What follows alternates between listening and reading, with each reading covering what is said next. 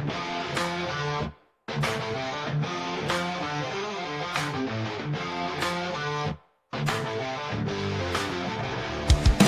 war and darkness we ignite the spark. Flames of fury like the callous heart. Steel meets leather, flesh on fire. Adrenaline rush, burning higher and higher. WrestleManiacs attack, no turning back. WrestleManiacs attack under the blood moon.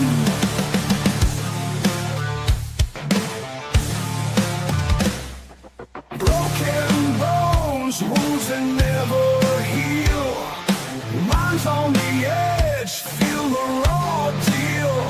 Chaos in the ring, sweat dripping rain. Tear down the walls, feel the unchained pain. WrestleManiacs attack, no turning back. WrestleManiacs attack under the blood moon. WrestleManiacs attack, no turning back. WrestleManiacs attack under the blood moon.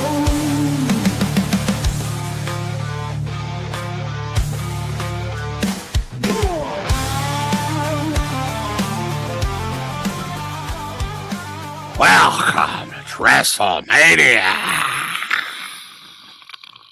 Brother. Hey, what's going on? What's going on, boss? How's everybody doing tonight?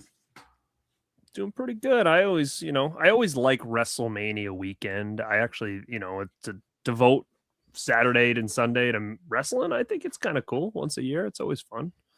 Well, they do that now for a couple events, no? Or is it just Mania and SummerSlam? SummerSlam, but I'm sure the Royal Rumble is coming at some point. They're going to do that 2 nights eventually as well. Again, I don't mind the 2 nights. I would rather have it split than those freaking 6-7 hour shows that we used to get. That was rough back then. I don't know. I'm kind of conflicted because it seems like there's way more commercials and just bullshit on these 2-night events.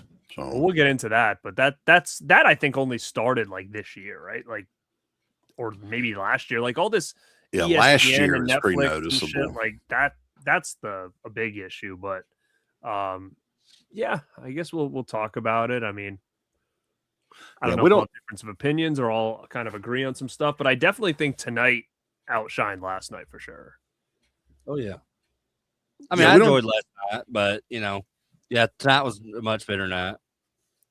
I think of the matches at least were a bit better on tonight's show.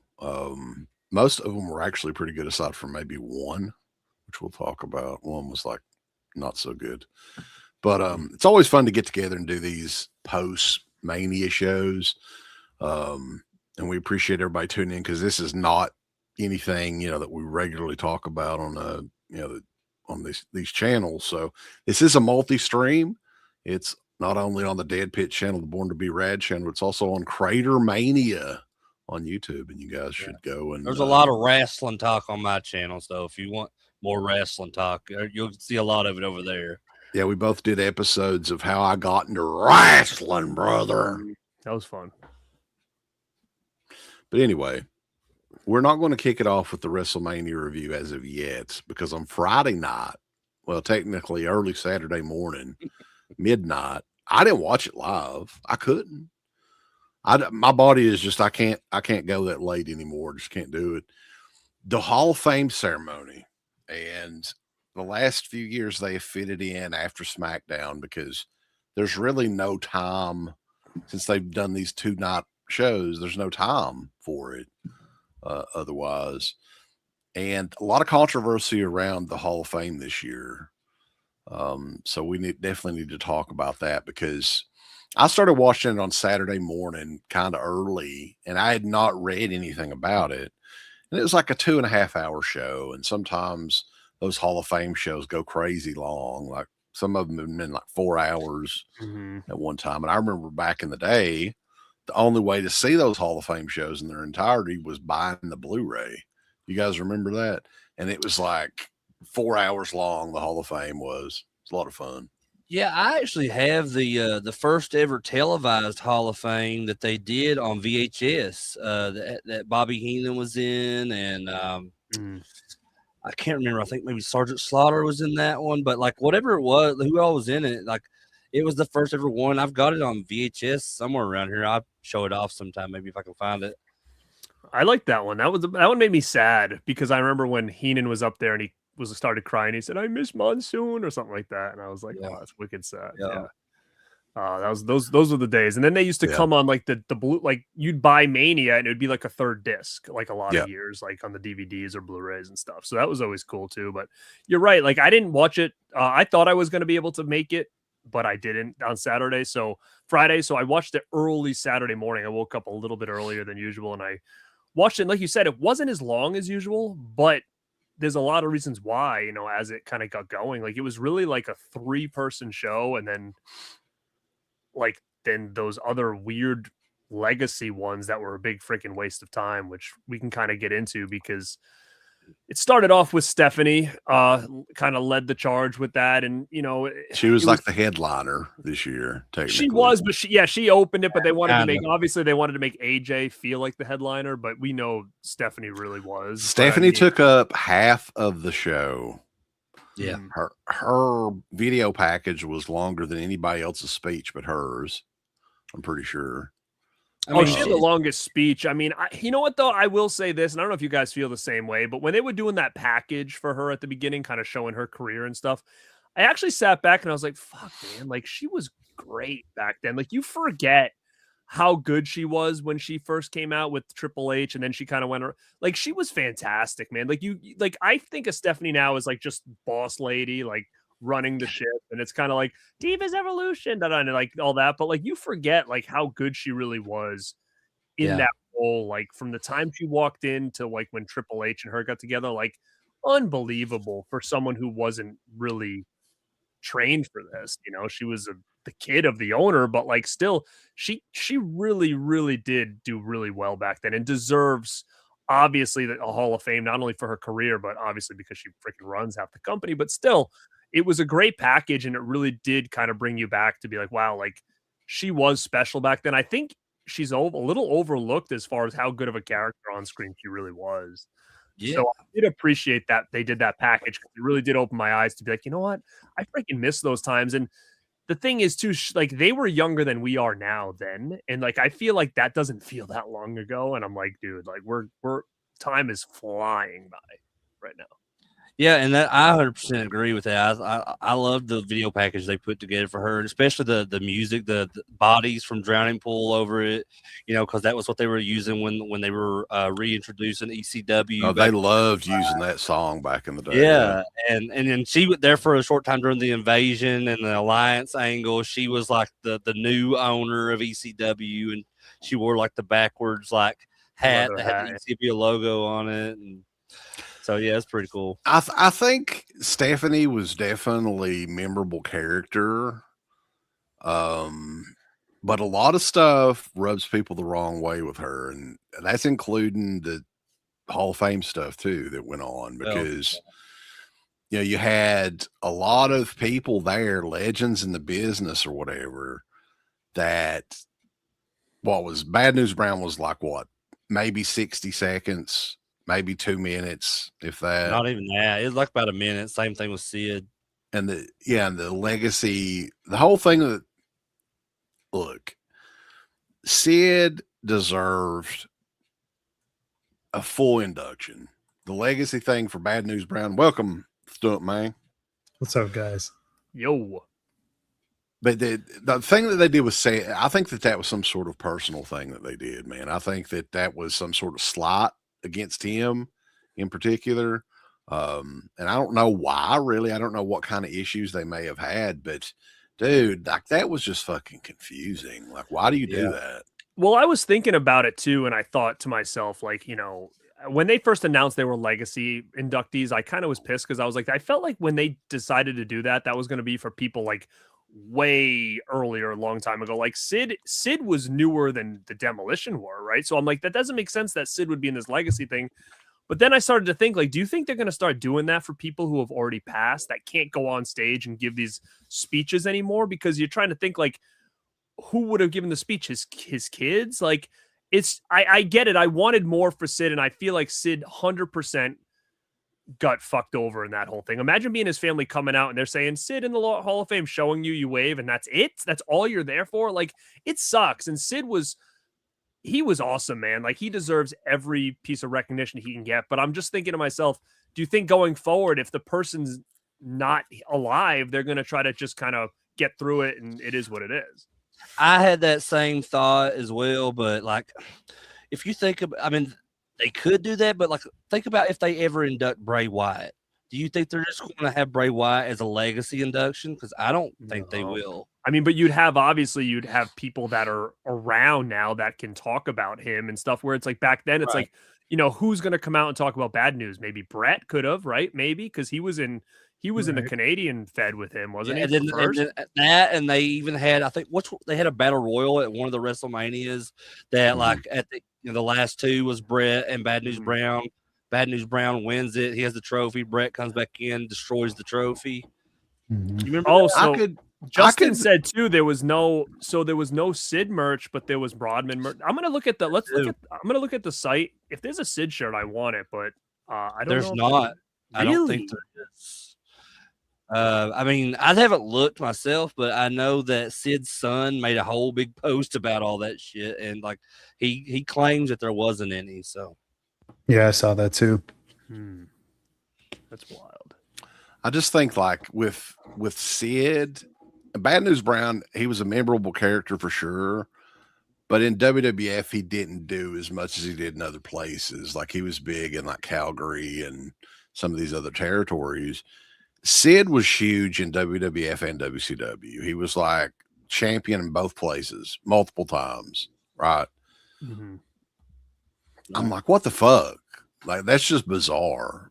Psycho Sid gets inducted and it's like a minute and a half or whatever. If that he was the only guy to ever main event with both Hogan and Undertaker at WrestleMania. Yeah, I mean, it also too with Sid, it's one of those things that, like, if you would ask AI, show me a wrestler, that's Sid. Like, I used to say this to my uncle all the time.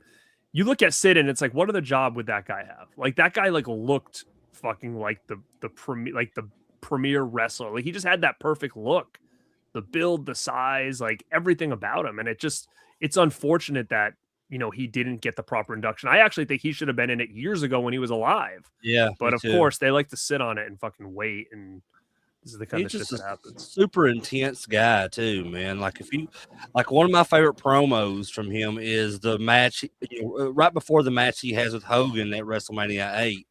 And like, he's just, they're interviewing him in the back and he's like, I don't give a damn about Hulk Hogan and all this. It's like, it's really, all of his promos were that bro, way. There's no Sid merch, dude, at all. That's fucking crazy. Like, I'm looking right now, dude, there's Stephanie shirts. They actually do have a lot of cool Rodman shirts. I actually would probably love to get them. Like, they have all those NWO ones that he had back in the day. Those are still up. The Rodzillas, the Bash of the Beach, property of NWO. But they even have like a Michelle McCool Hall of Fame shirt. Why? Wow. But that's wild. There's nothing. Who the fuck would buy that? Jesus. It's so bizarre too. Like, to touch on the Sid thing again, like, Rodman gets a full, featured induction into the Hall of Fame. And the guy only had 3 matches in WCW. Now, I get it. It was a big deal. Like, and a lot of people say, well, if they're going to put him in the Hall of Fame, they might as well put David Arquette in the Hall of Fame. And I'm like, well, it's a little bit different because Rodman, I mean, this was like 97, 98. I mean, not only was he, in WCW at that time, and WCW was on the top of the world, but I mean, he was a Chicago Bulls member as well. And, they were winning back-to-back championships around that time. So, like, it was a huge deal, as far as, like, if you look at celebrity inclusion in wrestling. But as far as to put him over Sid as a full, like, featured induction, I think that's ridiculous, Do you think so? Was Rodman in the celebrity wing, or does that not exist anymore? I mean, I guess he was the celebrity wing induction, I guess, this year, but like, well, the Hall of Fame itself doesn't really exist, so they can kind of do it. Right. Well, you know what else though? I'm going to say this. I love Rodman, but his speech was fucking terrible. Do you even understand anything he said? I was like, no, he was just making shit up on the fly. I was like kind of getting nervous that he was going to start saying something he shouldn't be saying, because I was like, he doesn't know what the hell he's doing up there. Okay, I guess weird, man. That's good to hear. I mean, I thought that was just me, but No, yeah, No. he did. It was bad, right? It was like, yeah. like at some points, I'm like, is he gonna? I thought he was like saying Hogan's name wrong at one point. I was like, what the hell's going on up there? And then did you even understand anything he said when he was doing like the Hogan impression? He was like, Let me tell you something, brother. It was bad, very, very bad. he was on some good drugs the other night, I tell you. But Yeah, but that whole Hall of Fame thing, though, man, like it used to be a lot of fun to watch, but anymore, it's just a bunch of bullshit. Like I did not. It was cool to see Warlord and Haku Arn and those guys Anderson. yeah, induct Demolition, and it was cool to see that. But man, those speeches used to be so much longer and a lot of, it's just a lot more to it. And but do now you it's think just- that they cut them on purpose, like because people always bitched about them being long? I didn't mind them being long because I love stories and stuff. So, but I They know a should have lot cut of the people always had a Stephanie one. problem. It was painful.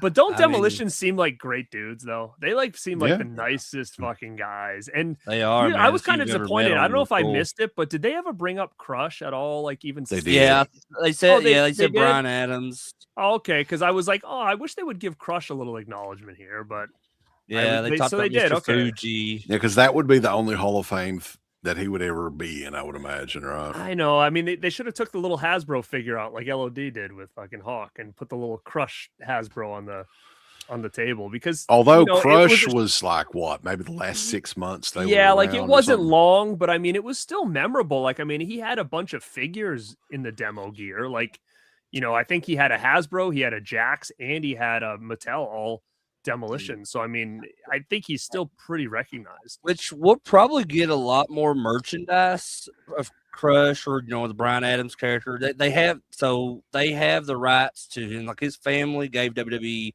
the rights. So I'm kind of surprised that he wasn't included in the Demolition induction. I mean, even though they did mention him, but I mean, like they just in the video game that's out now, WWE 2K26, in the DLC, they just added Demolition, and Crush is a part of that. But I'm hoping to see like maybe some new cool action figures or something of him going forward. Well, they said, was it Major? But Major just did the big rubber guys of all three of them in a 3-pack. That's pretty sick. Yeah. But Hmm. yeah, I always liked Crush in there. I wish they would have included him a little more. But I'm glad they mentioned him because I thought I missed it. I did miss it. I thought they didn't, so I was like, shit, that sucks. But no, I'm glad they mentioned him. So, I mean, we can go ahead and get started though, because this was a 2-night event, and we decided to just do one post show, which I think, looking back, is definitely the best way to go about it, because there's a lot of filler in both of these shows. But John Cena was the host. They brought him back. He had just retired, 3 months ago, Yeah. and already brought him back to host WrestleMania. Which, have they had a host? When was the last time they had a host for WrestleMania? Didn't Hulk Hogan did it at 30, right? And then Mhm. Seems like the the Rock, New Day was a host at one time. the New right, or Day was something. I think at 33, WrestleMania 33, maybe something like that. That's the one that the Hardys returned at. I know didn't the Rock host it one year? I Yeah, think he he was did. like 27. 27, shady yeah. one. Mhm. You know, the thing about The Rock, though, I think tomorrow he's going to say he probably would have booked Mania different. Yeah. He'll say that. I wouldn't be surprised. I would have did it different. But yeah, he came out. He's not the wrestler Cena now. He's like got the big nice suit on and everything, and he got the Vince hair almost. And I mean, his stuff was pretty much just throwaway on this. But the opening match, of course, they were congratulating Michael Cole. 25 WrestleManias he's called. That's crazy, right? That's insane to me, right? Yeah. Yeah. But they've always loved Michael Cole, and he's been there longer than anybody else as far as doing Who would have the ever announcing. thought? I would have never in a million years thought Cole was going to be the guy to take over after Jim Ross. Like I No. would have never guessed that looking at that. You roster you back not then. are you not a Michael Cole fan, Garrett? I don't mind him, but I don't. To me, like if you tell me like greatest, I would never have included. Oh well, I think he's up there though, in my opinion. I don't know what if it's just my age, but like when I think of it, I just think of like Heenan, Vince, Gorilla, and Jim Ross. Like those are the big ones that I think of all the time. Oh yeah, those are and I put. Tony I'd even Schiavone say I would even too. say Shivani. Yeah. Yeah. Brockzilla, what's going on, man? Thank you for the super chat. I'm surprised they let Sid's son come out on Saturday after he shit on the Hall of Fame. He has the same haircut as Sid, though. I was kind of. He looks like he's almost as big as his dad too. He's a big guy. What was his name? I can't remember his name, but the oldest son. They're gonna put him in the. They're gonna hire him after he said that to make him feel better. You're going to NXT, pal. Oh, all right, cool, thanks. And We what got was, another what's co-host the little, in here what was the tonight. little cowboy guy? What's his story? Yeah.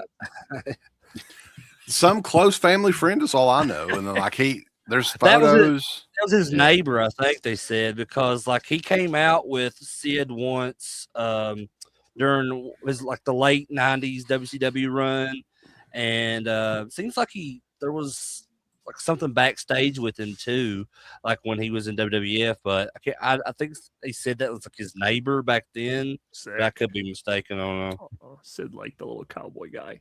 Yeah, they were close. Little Sid, little psycho buddy. But opening match though, 6-man tag, LA Knight, the Usos versus Asho Speed, Logan Paul, and Austin Theory. There's several matches that seemed like they were just thrown together on the show, and this is definitely one of them. But they chose to open the show with this. What'd you guys think of this match? Fucking glorified Raw match, but like I will say this. I think if like watching iShow's Speed, he looks great in gear. He like looks like a wrestler. He did well for a guy who's just like him and Logan. I'm thinking to myself, like, damn, these guys just fucking catch on pretty quick. I wouldn't be surprised if they offer him some kind of contract at some point. So yeah, he had really cool looking gear, but something I didn't even realize until my little nephew pointed out when we were watching it. He said he's dressed like Danhausen, and I was like, "Holy shit, he is!" He's got like the black and red like gear. He had the cape on. Cape, yeah. Oh yeah. Do you think that they did that on purpose because of the I little don't know, interaction maybe. with them, or? Possibly, I don't know. Huh? I didn't think about. I noticed he had a cape. I thought it was weird, but I didn't think about anything with the Danhausen. But, Yeah, he said that. I was like, "Oh my gosh, you're right."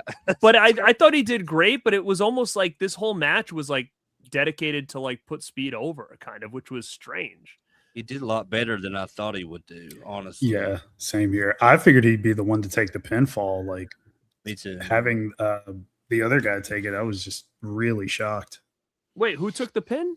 Theory. It was. Yeah. Oh, did he? Poor One Theory. half of your tag champs. Like Theory that's came back crazy. just to be He's a the shitty jobber guy of the again. group. Like, Yeah. but he came back as like the mystery guy just to be back to jobbing. Like,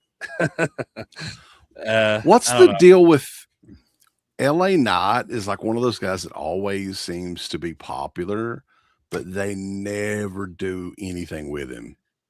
What do you think that is?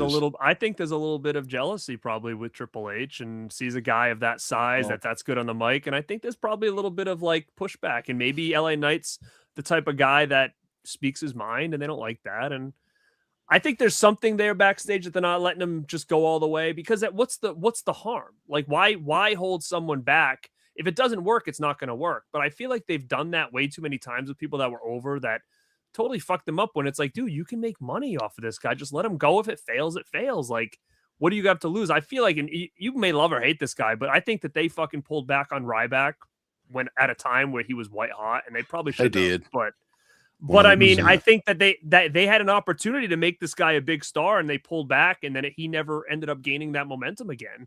And now it's like it's over for him. But I mean, I'm afraid with LA Knight, it's like this guy's white hot. What are you going to wait till he's like 52 before you give him the push he needs? It's like it's now or never, and it's like let him fail if you don't think he's going to get over. Like they touch on that a little bit in a couple of episodes of WWE Unreal, where like he was supposed to have, they gave him this chance to do something when they had that Money in the Bank match that Rollins won, and like he fucked it up. And then there was like a few other instances where like they gave him a shot to do something and he fucked it up. So like, I don't know if there's just a lot of like backstage heat on him because of that. There's some, just someone that's just kind of, like Triple H or Michael Hayes or one of those guys, but might be like, getting in someone's ear like, oh, well, I don't know. We gave this guy a chance and he just keeps fucking up. So, but maybe they just up like see him as an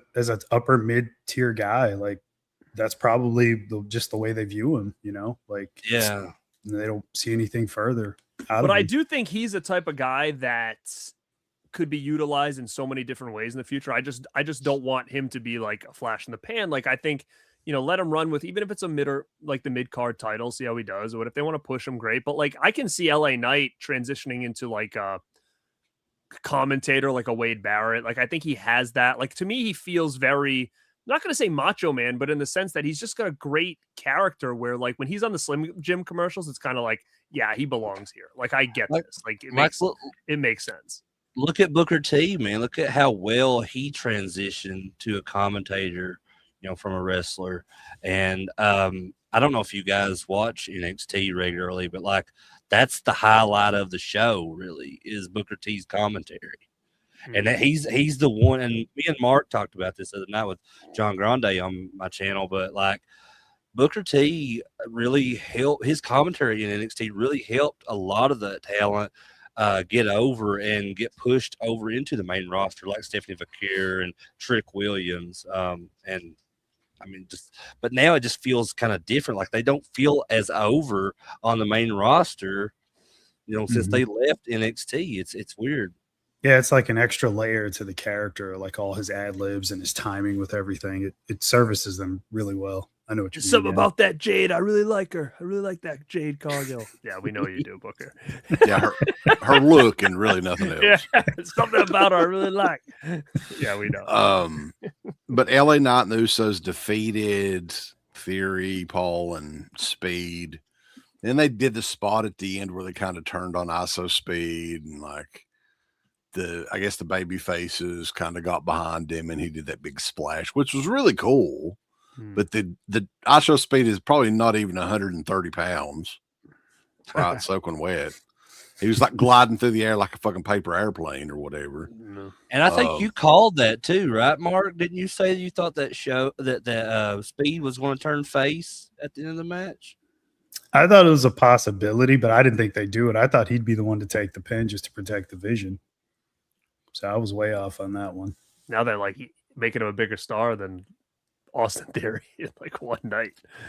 But you're in for a long night though, because this kind of started here because the matches, and I think Mark was keeping up with like the match time versus the ads and the entrances and all this. And it adds up, man. Like it was so like I was watching on German Netflix, right? That's what I watch it on. And they kept playing the same 3 or 4 different like trailers for the Hulk Hogan documentary, which looks pretty good, by the way. But I've seen the same 3 trailers like 8 times over the last 2 days. But yeah, we're talking what? In between the matches, at least 20 to 30 minutes of bullshit. It's a lot. Mm-hmm. Yeah. It would go away like to an ad, come back, they talk for a few minutes, and it would go back to an ad again. And then you'd have to wait again for wrestling. So but that's the thing. Like we've never had this every match, like we're starting soon thing before. Right. And like, it wasn't that bad tonight. If they even did it at all, did they? They did it on my feed quite a bit tonight too. Mm. I see. I don't remember, but I just remember last night me being like, again. Like remember back in the day, they'd do it at like an intermission, like halftime. And then they would have like the last 3 matches. Like now it's like, what do they need to waste all that time in between for? Mark, are you jealous that I watched on German Netflix? He's like, me too. That's hilarious. Yeah, I mean, I didn't watch it on German Netflix, but I found a pretty good stream that was not ESPN. Wait, am I the only one that paid for this? Yeah, I borrowed my buddy's Disney Plus account. He has Disney Plus, Hulu, and ESPN all together. So I was like, yeah, That'd have been sick if Crater watched it through the lines, like on Scramble. VPN's the way to go, man. If you I can used get to a do the VPN. through the lines though all the time. My parents like when I ordering that pay per view, I used to try to like get it and like I could watch some WCW. You could pay-per-views, listen like, to through the it, lines. Yeah. That's what figure I would out- listen to it a Like lot. think about how crazy that was back in the day. That you're literally watching like through these little lines and be like, yeah, I know what's going on. I remember having like fond memories of, I think it was Royal Rumble 92. I watched it scramble. I mean, I listened to it and kind of watched it. I had more fun than watching this shit over the last couple of days. Next match, though, unsanctioned match. I think this is the next match. Yeah. Jacob Fatu and Drew McIntyre. Jacob Fatu's like, he's a beast. and I'm glad that they let him go over, but at the same time, like Drew McIntyre, I think isn't being used that well, and he's another one that should be in the main event. Yeah, he's fucked. But I mean, how many? You can't have so many people in the main event. It is what it is. Like I agree. I think Drew's always been that guy that's like they give him just a little, but you always know he's kind of like gonna take the fall at the end. Yeah. He's gonna be gone for a while now, right? He's gonna be filming highlights. Yeah. Well, good. Let him go do that. So at least it's something good. He's not just like not being used, which is Right. nice. He can come So, back and Yeah. So let him go. But yeah, this dude Fatu's good, and I think they got something big with him in the future. I think he could be the WWE champion for too long. I mean, I'm sure we'll get into that later about stuff with Cody, but like something's going down, I think. yeah, Cody had cunt eye last night. I don't know what the hell. Tay, can you explain? Poor Can you explain to everybody what you told us? Some of the reasons you don't like Cody. Oh, there's a thought lot that was of kinda funny. reasons. I can Yeah, go but- on. But I don't know if we have enough explaining it time. you explained it to Crater. I just wanted to hear to say it again. The reasons that you don't like him. Well, he's got a Yeah, pocket. let's Who hear the it. fuck in 2026 carries a pocket watch? A fucking pocket watch. Right. Okay, why else? He's got the 1930s business suit that he wears down there. John Cena light. What else did you like? You didn't I like don't know the bow tie. You didn't like that. I don't either. like his tie. I don't like his hair, his frizzy fried fucking bleached hair. Jesus Christ, dude. So we're in a chat and he's writing all that, and then Crater just writes, "That's kind of random reasons not to like a guy." I was like, It oh, is. I've got more. No, but like the thing with Cody is people are just sick of his shtick. He needs to change it up. I think if he turned heel, that would be the best thing that could happen for him. So when I finally meet you in person in Pittsburgh, do you want me to text you and say, "What should I wear before approaching you?" Yeah, don't bring a pocket watch, motherfucker. Wait a minute, Garrett, are you gonna be at Living Dead weekend? I am, yeah. I am too. Oh baby. We're gonna have some slaw sandwiches. WrestleManiacs brothers. running wild in I We're was Monroeville. gonna trying to be get some- Mark to show up, but he won't. Wallaby he won't come. licorice, baby. Let's go. It's not that I don't want to. I definitely do. It's just it's a 10-hour drive. Like it's Take the private jet then. Yeah. Hour tops. that's true. Private jet with the 4 couches. Yeah. He's got his own speaker couches in the jet too. Updated models. Change them out. Oh boy. But what did you guys think of the McIntyre and Fatu I thought it was unsanctioned great. match? I actually thought it was one of the best matches of night one. Mhm. It was 14 minutes, 9 seconds. Pretty good. I mean, there wasn't anything super memorable in it, though. Mm. They do those street fights and stuff too often, too. Like they should, Yeah. if they're going to do something like that for Mania, they should have more of a gimmick to it and explain it a little bit better. Like, Which why don't they do? they did that for Dom and Balor. It was like just announced today that it was going to be a street fight. Like it wasn't Yeah. promoted with the weeks, leading up to the match or Mania. Very last minute. Yeah. And they just like, oh, okay, this match is now a street fight. Unsanctioned. Just continuing on here. That was a fine match, though. I like Jacob Fatu quite a bit. Yeah, it I was like Drew alright. McIntyre as well, but they never do anything with him. So, after some more breaks and commercials, and we got to see Hulk Hogan versus Ted DiBiase from 1979, Madison Square Garden again. WWE Women's Championship Fatal 4-Way match. We got the new Demolition, Nia Jax, and Lash. I thought that Legend. was great, though. I liked it loved too. that. Yeah. I wish it would have been. They should have just done black though. Yeah. But I mean, I get it, but it was cool. I liked it too, and I thought for sure that CK would shit all over that. They kind of look like Klan members walking down there in that. God. From the distance. Holy shit. They did. You know what's gonna happen is all of a sudden, like we're gonna hear tomorrow. It's like the Jason universe really liked what Nia Jax looked like. She's gonna be the next Jason. And you had Didn't someone say that like during their entrance? Did they say like the Jason hockey mask? Did they? But I must have missed it. I think when they were inducting Demolition Hall of Fame, somebody had mentioned that it was. Or it might have been that. Yeah, I can't remember. But here's a question: what did remember it was like all this stuff where Braun Strowman was going to be Jason? Is that still a thing, or is that just like that's bullshit? Remember that whole thing came out? Yeah, I remember. Yeah, I don't think that's true though. What do you think of Charlotte Flair and Alexa Bliss's costumes coming down to the...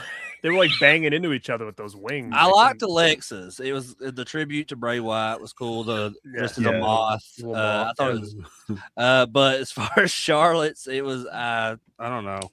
It just kind of felt like a throwback to the whole Divas stuff and like the butterfly Divas title, and I don't know. And it's odd because like a lot of these chicks are coming back. AJ Lee, Paige is back now, and that was during that whole Divas, the Bella twins.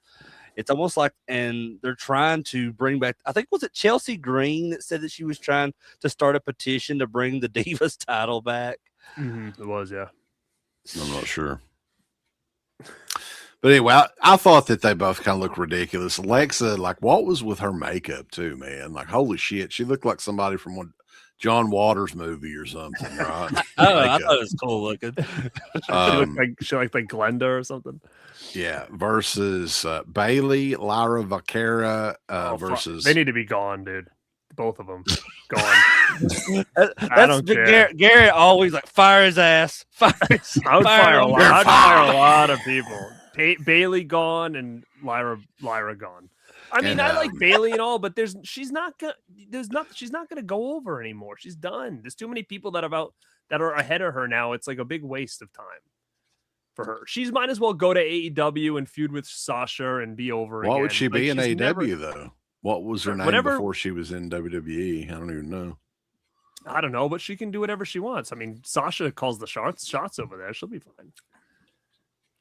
Brie Bella. The Bella twins originally, but Nikki got injured. They never did say how. I don't know if she was doing some tricks in the bedroom with somebody or she deflated one of her tits or something. Yeah. But I had heard rumors though that Paige was going to be the replacement, so I was kind of expecting that. And yeah, she came out. Her first match, I think they said since 2017 in WWE. So I didn't realize it had been that damn long. Holy shit. Time flies, man. She looked great though. Yeah, I'm happy to see Paige back, dude. I'm so happy to see. I would rather have Paige there than Bailey. Like, I mean, I think Paige is a bigger contender at this point if they want her to be. So I was stoked. I always liked Paige, always. Even when she was in AEW, she didn't do much, but it was good to see her back in the ring. I think her career ended way too early back then, so it's good to see her getting, a little bit of more. I hope to see her kind of in the picture, dude, now, because a lot of these girls are getting older and Paige is still young. She's been around a long time, but she's in her like early 30s, dude. Like a lot of these girls are pushing, mid 30s, 40s now. With Paige, because she started so young, at like 18. Yeah. The only issue though is her, her back and neck and all that she's had problems with. So just have to see. And that was cool to see. I guess her win the championship, but with the only downside is it's with a Bella twin, and I can't stand the Bellas.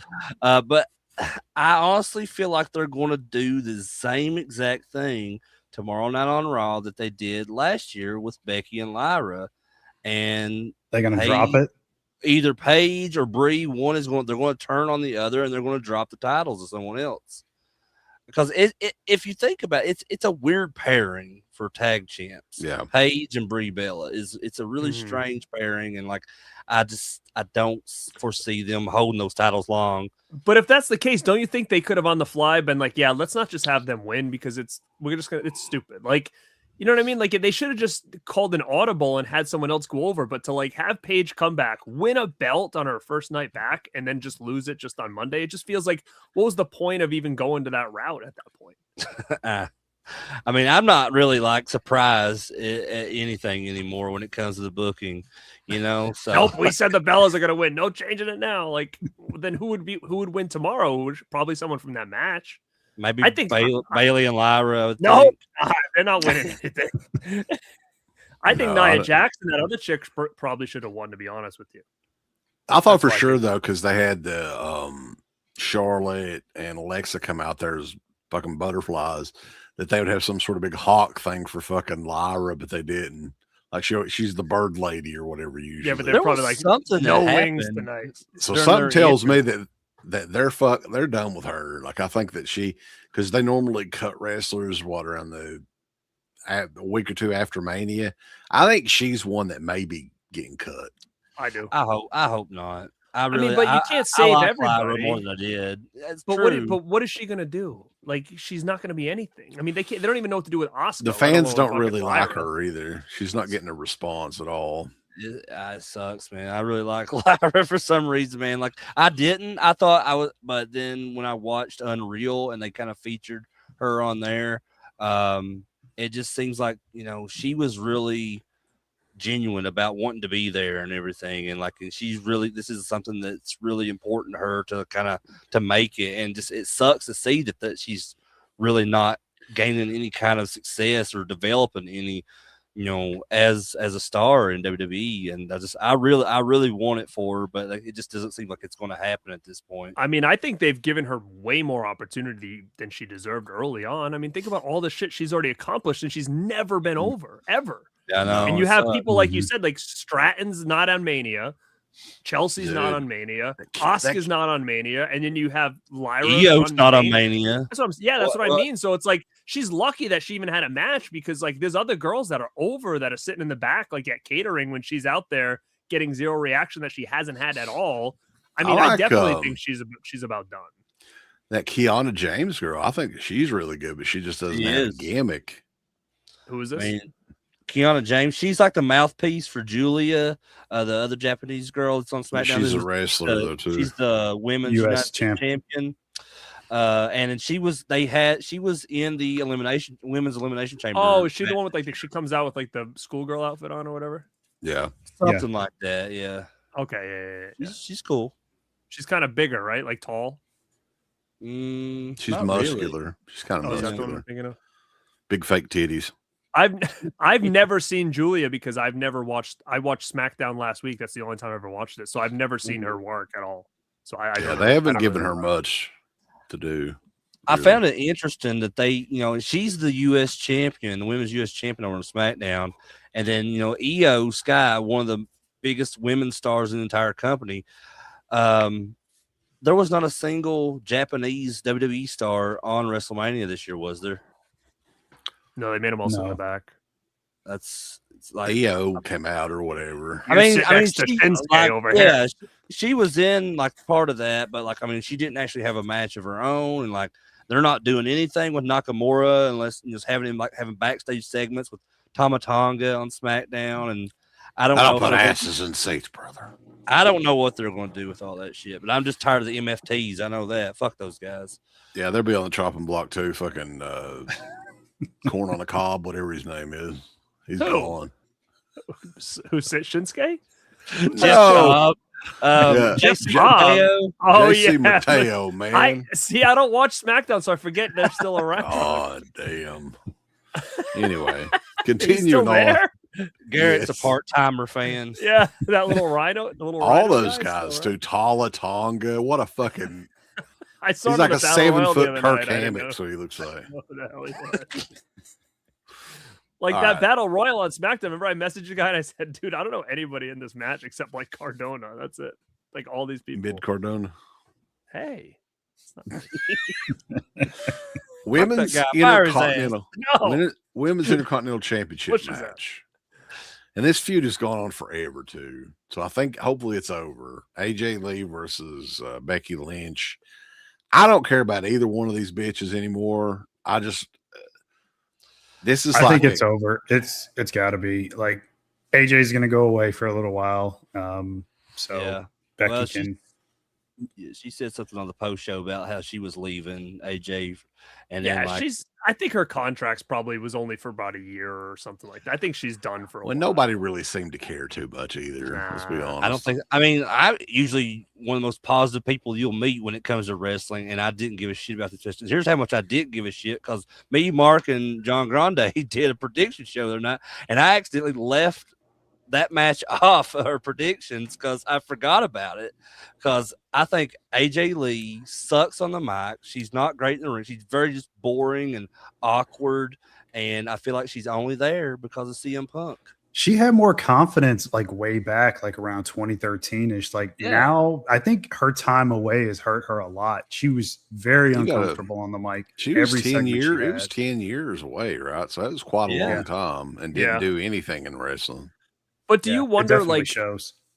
Do you think it's a confidence thing, or do you think she just doesn't want to be there, and she's pretending to want to be there, and that's where it's coming off weird? I think because 100% that's what it is. When I met her, and again, when I met her, it was closer to when she was around than now. This was years ago, but I mean, she kind of was very standoffish to everybody. Like it almost seemed like she didn't even want to be there doing the autograph signing and meet and greet and stuff like that. I don't know. I just feel like she's there because Punk probably begged her to do it because it's going to make him look good in the WWE's eyes, like getting more her money back for them as a family. Yeah, too. and I think she probably was just like, "Yeah, I'll do it," and then I'm out. Like I just feel like she just doesn't. It's not in her anymore to care. And I think she was good back in the day, but I think that was a weird time in wrestling. Like you said, it was more like the Bella era that she was feuding with and Caitlyn, and so I don't think she's ever really had to work with some of these better wrestlers, like because she left kind of when Paige got there.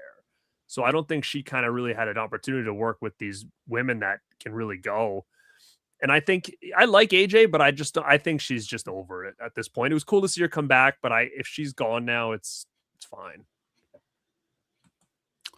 Got another super chat here before we move on a little bit.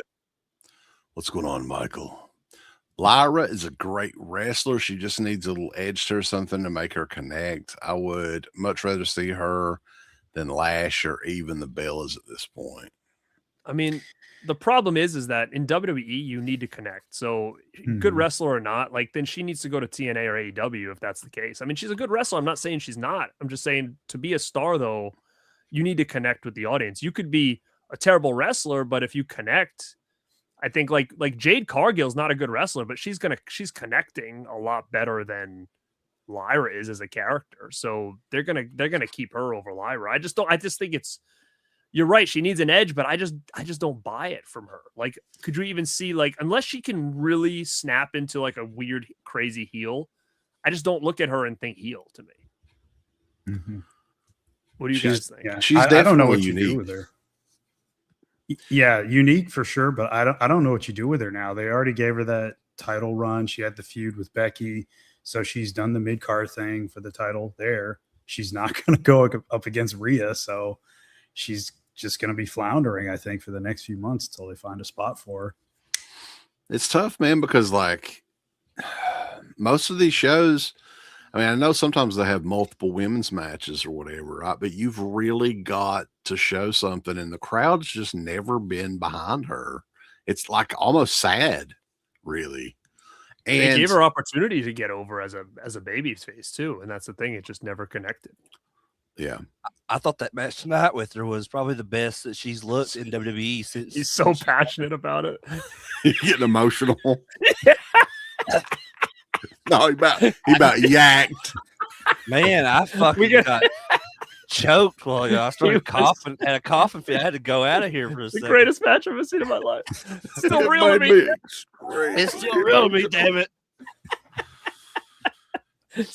Talking about Lyra, kind of all.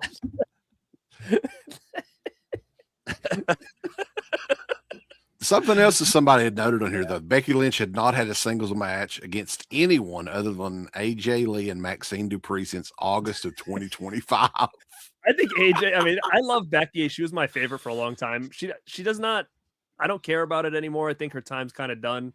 I don't want her to go anywhere else, but I just feel like she's another one where she just doesn't feel like she likes it anymore. I feel like she just comes out like she's doing her job. Like that's the feeling I get. She's 39 years old now, and I know that she did say recently in an interview, I think it was with Chris Van Vliet or somebody, she said this was her final run with WWE.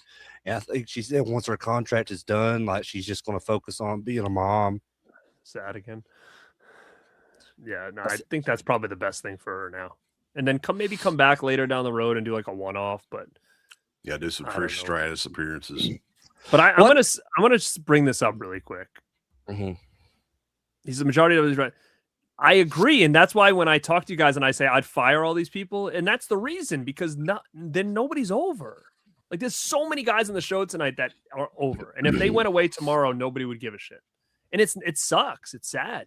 Why aren't they finding people that are like connecting? Is it because ticket prices are way too expensive and no one's showing up? I don't know. I think a lot of it is the booking, at least from week to week with Raw and SmackDown. I mean, Crater, you could probably second this a little bit. The character work is just not anywhere near where it should be. Like it's way off. Like they're not building people well enough on these week to week shows, at least to me. Like it's just not there. No, I mean they're definitely not. Like, and especially with AJ Lee, it feels like that's something they would have worked on her with if they were going to have her such a featured WrestleMania match with Becky, because like I said, you look at her, when she's doing these promos, she's talking on the mic and everything. It's so awkward. Like it just feels like she is just, she's fed these lines and they haven't given her a single like acting class in wrestling or anything. And they're just like, okay, go out there and say these lines. And like, she says it in the weirdest way possible to me. Like it feels so cringy to watch sometimes, honestly. Yeah. You're not sure if she's playing character or telling the truth. Like when she was like, I went to rehab or something. Cause like she was saying, I'm like, wait, did she really? Or is she playing like, or she mean her character? Like, was it rehab or she just said she was just in therapy? Therapy. That's what it was. Yeah. I went to therapy. Like, how dare you or whatever. And it was like, just like a drug addict married to CM Punk. But did you really go to therapy, or are you saying that because your character was crazy before? Like, I couldn't tell if she was being like straight or no, like I think that was true, actually. Yeah, I think it is. I think she was like, for some reason, it seems like I read that she contemplated suicide or something at one point. Really? Or something like that. Yeah, I don't know, but I don't want to get into that. Carter Redemption with a super chat. Developmental is good at making an entrance. Nothing much character-wise beyond that. Thank you, sir. That's happening. Or booking is just worse. They don't know what to do with them. It's a weird thing that WWE did for the entrances of Becky Lynch, where they had this band, the Wonder Years, the band that does her actual theme song. They're supposed to be performing live, but there was like a miscue, and like the music started before the guy could start like singing into the mic. And I'm like, so they're having this guy lip sync, and the band is not really playing. I mean, when did they start doing that shit? Because as far as I know, all the bands that performed live before WWE was actually performing. But was that really what was going on? Because, or do you think that there was some kind of like weird timer with the show? Because even like tonight when Rhea came out, she was singing her song, but it wasn't even matching the words. So like, do you think there might have been some kind of weird like with the monitors or something? Yeah, like it was like I noticed that a lot last night where everybody was mouthing stuff like Liv Morgan, I think, what too. I was hearing. Yeah, I noticed that too. So I think that they were really singing it. I just think we got a weird. It was coming off weird on the TV. Yeah, that's the way it came across. It's like, because definitely what I seen on TV was like the vocals started for the track, and then like he like missed his cue, and it was like he started after the vocals had already started. So I was like, okay, so I know. Lip syncing. Yeah, I think it was what we saw versus what was reality. I think there was something because everybody was off. Like every song that came on and the wrestlers were mouthing the words, they were off. So I think it was definitely something of what we were seeing versus reality. But when they when they said now introducing the Wonder Years, I'm like sitting there waiting for Fred Savage to come on. I'm like, what the fuck is going on here? Play some I fucking didn't even Joe those guys Cocker. live. Yeah, I I've didn't actually seen that even band know. live. Like, I've never heard of that band in my life until tonight. Yeah, I like them. Like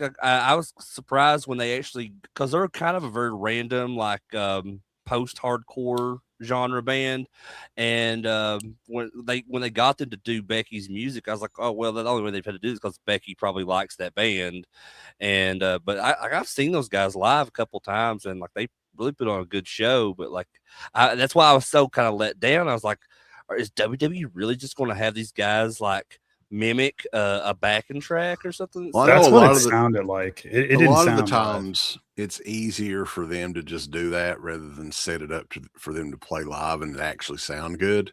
Because I know a lot of like live TV shows and stuff would rather, musicians just do that. Mhm. So maybe that's I would have part of it. rather seen Jason Hervey out there, to be honest with you. But He was at the Hall of Fame. Did you see him?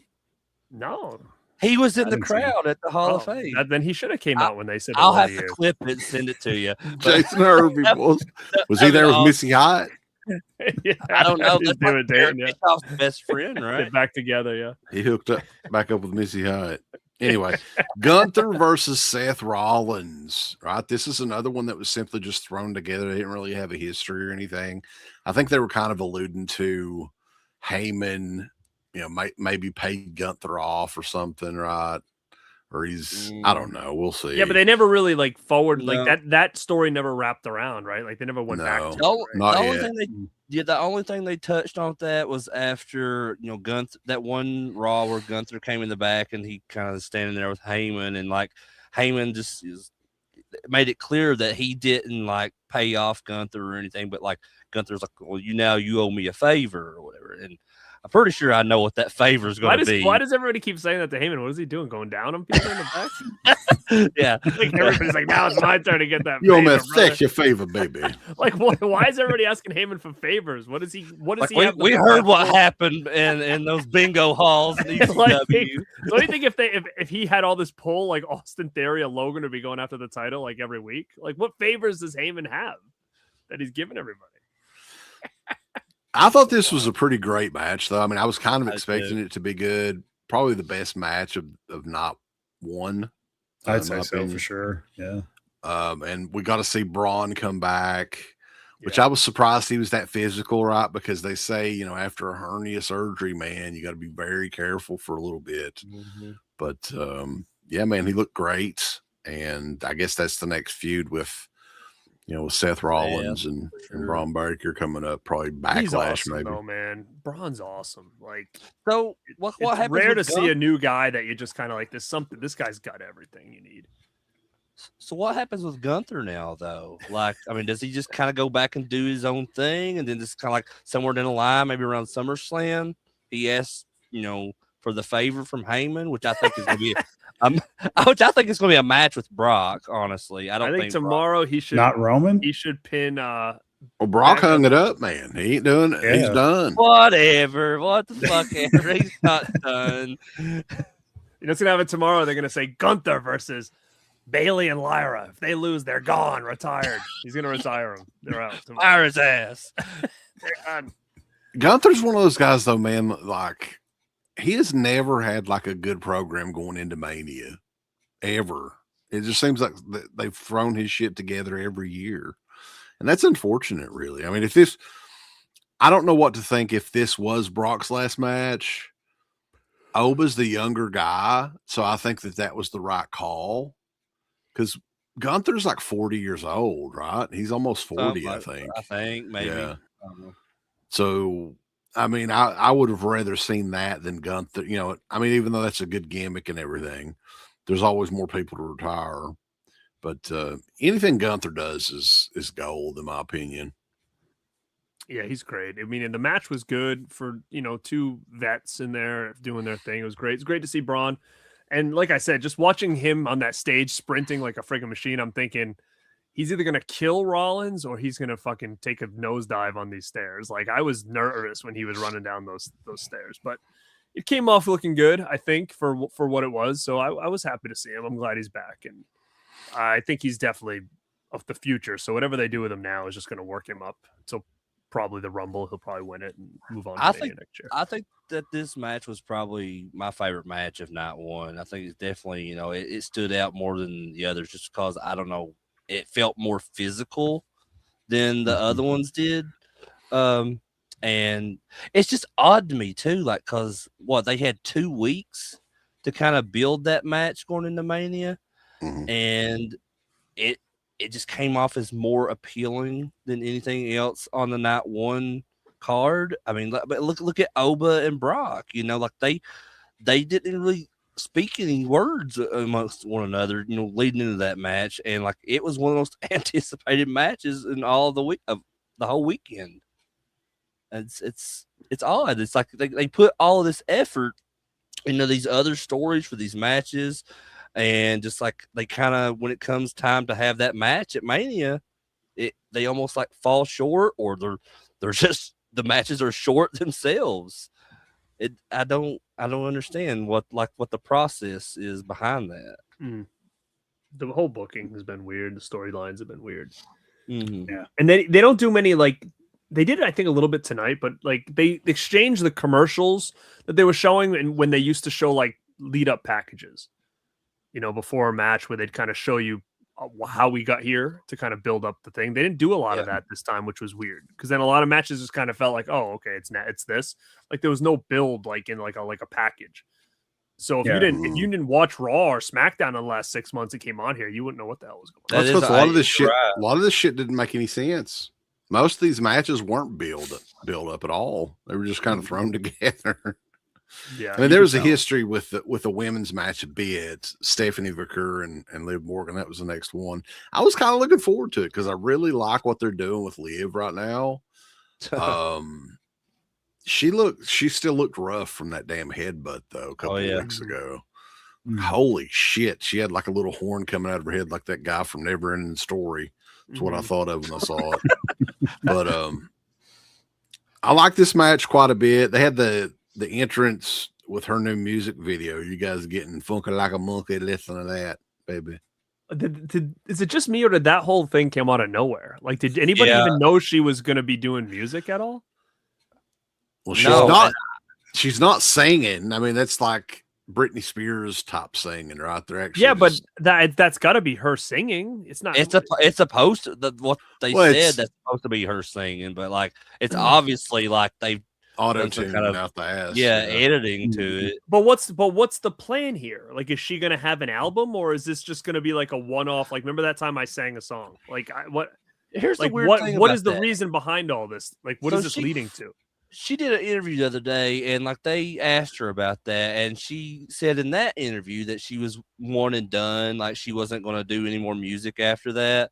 But then, like last night, after Mania on the post show, they're talking to her, and I think Corey Graves or one of those guys asked her the same question, and she just kind of alluded to, like, I don't know, maybe I'll do some more, maybe I won't. Like she gave this fucking Tom Atkins answer, and I was like, okay, so honestly, I don't want to see anymore because I feel like that really threw off. What the fuck? Why just do this then? Just once? Like, I just had a dream of making a music video one time. That's kind of what it seems like. Yeah, just a little experiment, I guess. Fucking Jeff Jarrett or something. Like, what the fuck is the point of this? I don't get. I didn't get it. I still don't. Well, the strange thing is they didn't really hype that up at all. They just were like, "Here it is, boys. Here's the new video." Yeah, like it popped up on my news feed like early that day, and then that night on Raw they showed it, and I was like, "Holy shit! They're going to actually use this for this fucking feud," and I was like, "This." I don't get it. I really don't, because I was enjoying that feud as well, like leading into it. I mean, because it was really, really interesting, because a lot of the segments leading up to it is almost like they were trying to make Stephanie the heel in that feud, because she was the one that was doing all the ambush and attacking Liv from behind and shit, and just making her like, like, you're nothing, you've been nothing, and all this shit like that she would say to her. So she came off very heelish. I was like, so that's why I was so kind of invested in. I was like, where are they going with this? And then that music video drops. I'm like, okay, now what the fuck are they doing? That might be the best thing they've done with Stephanie the whole time she was champion. I mean, I told you, Grado, like, I don't think they booked her well at all. It sucks she had to it's drop weird. the title, but I saw it coming. It's like what I said earlier, you know, like she was awesome. Like she was so over the moon in NXT.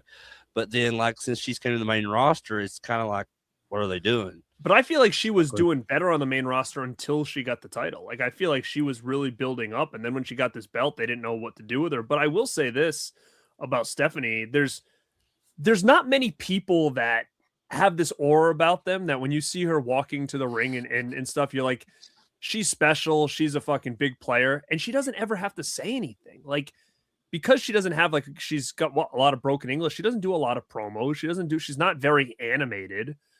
Her charisma is like, it's just, there's something about her just walking to the ring that it's just, she has a great presence that I feel like there's not a lot of people that can do that without having like this insane charisma behind them.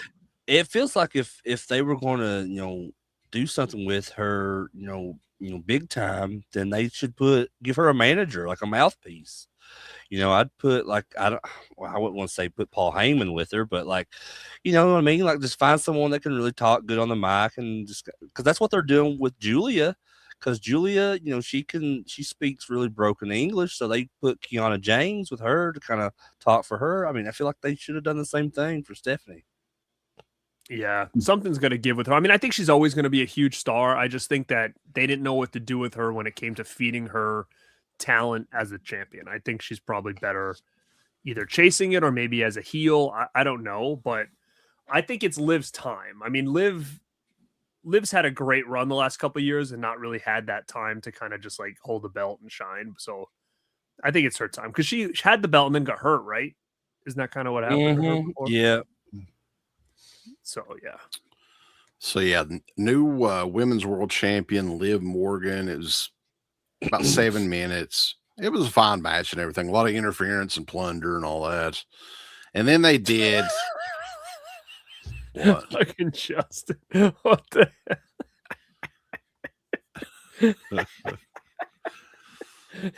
Just listen, I'm not gonna lie. I've thought the same fucking thing before. He's like, I'm not in it for conversation. I didn't know her boyfriend was deaf. No, I had no idea. Yeah, Miles They Bourne, do sign language.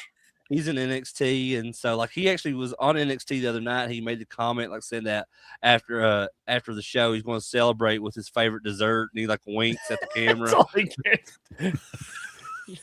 She's like, "Are you talking to me? I can't hear shit you're saying. Let's go."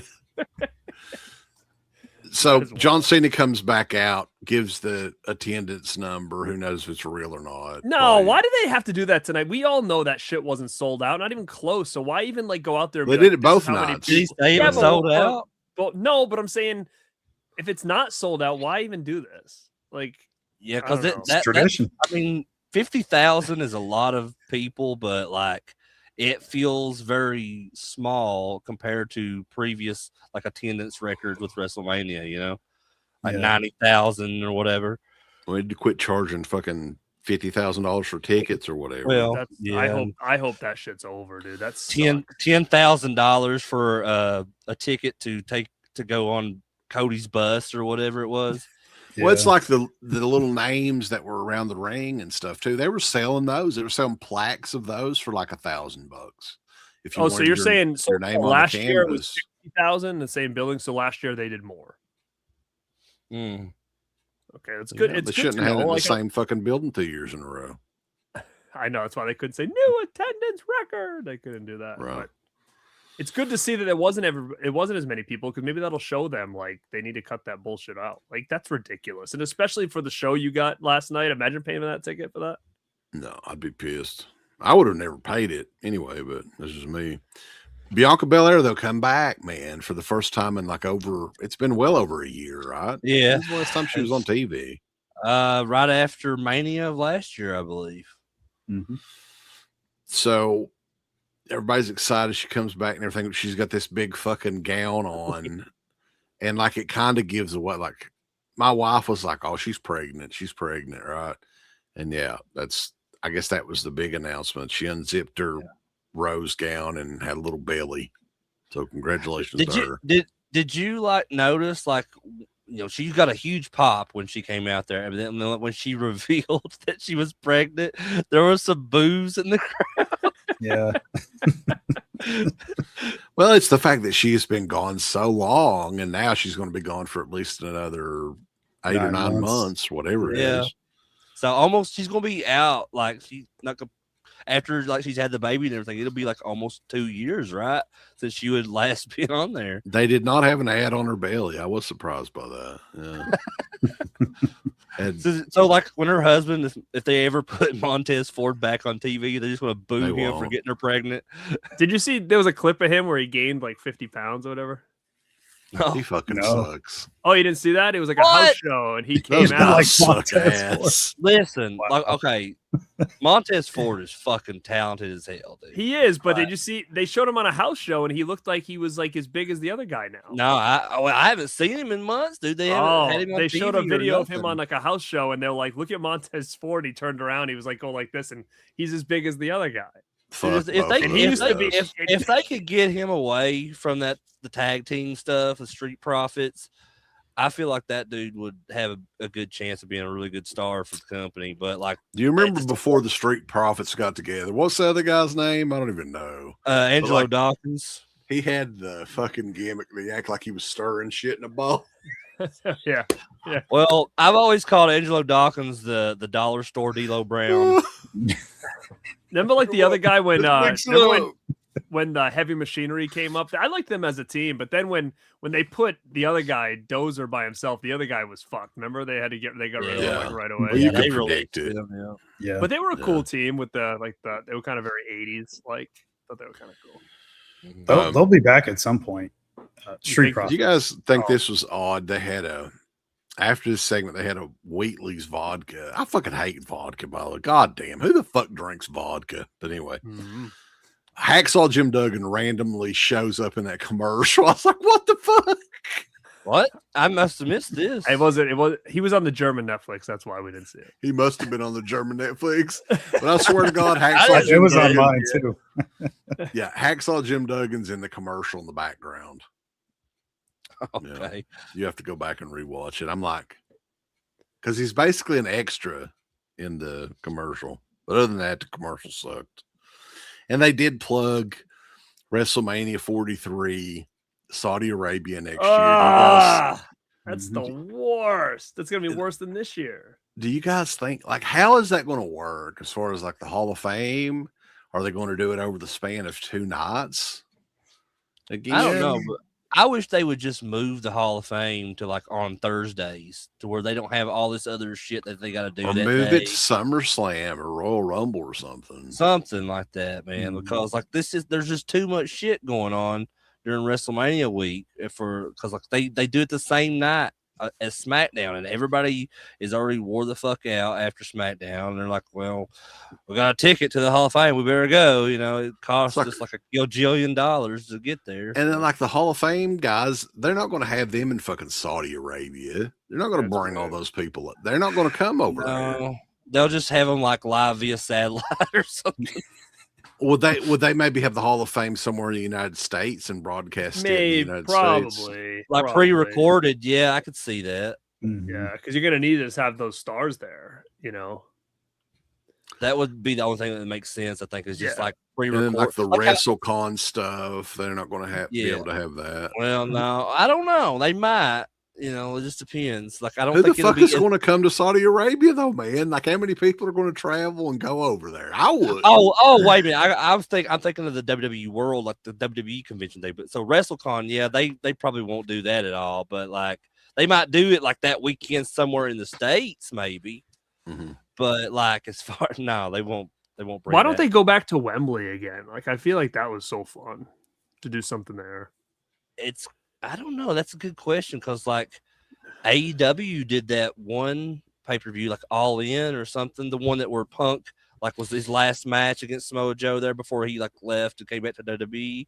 Like they did that show at What Wembley. would be the time difference? Is it like 5 hours or something? What in the UK or in Saudi? No, it's in the UK.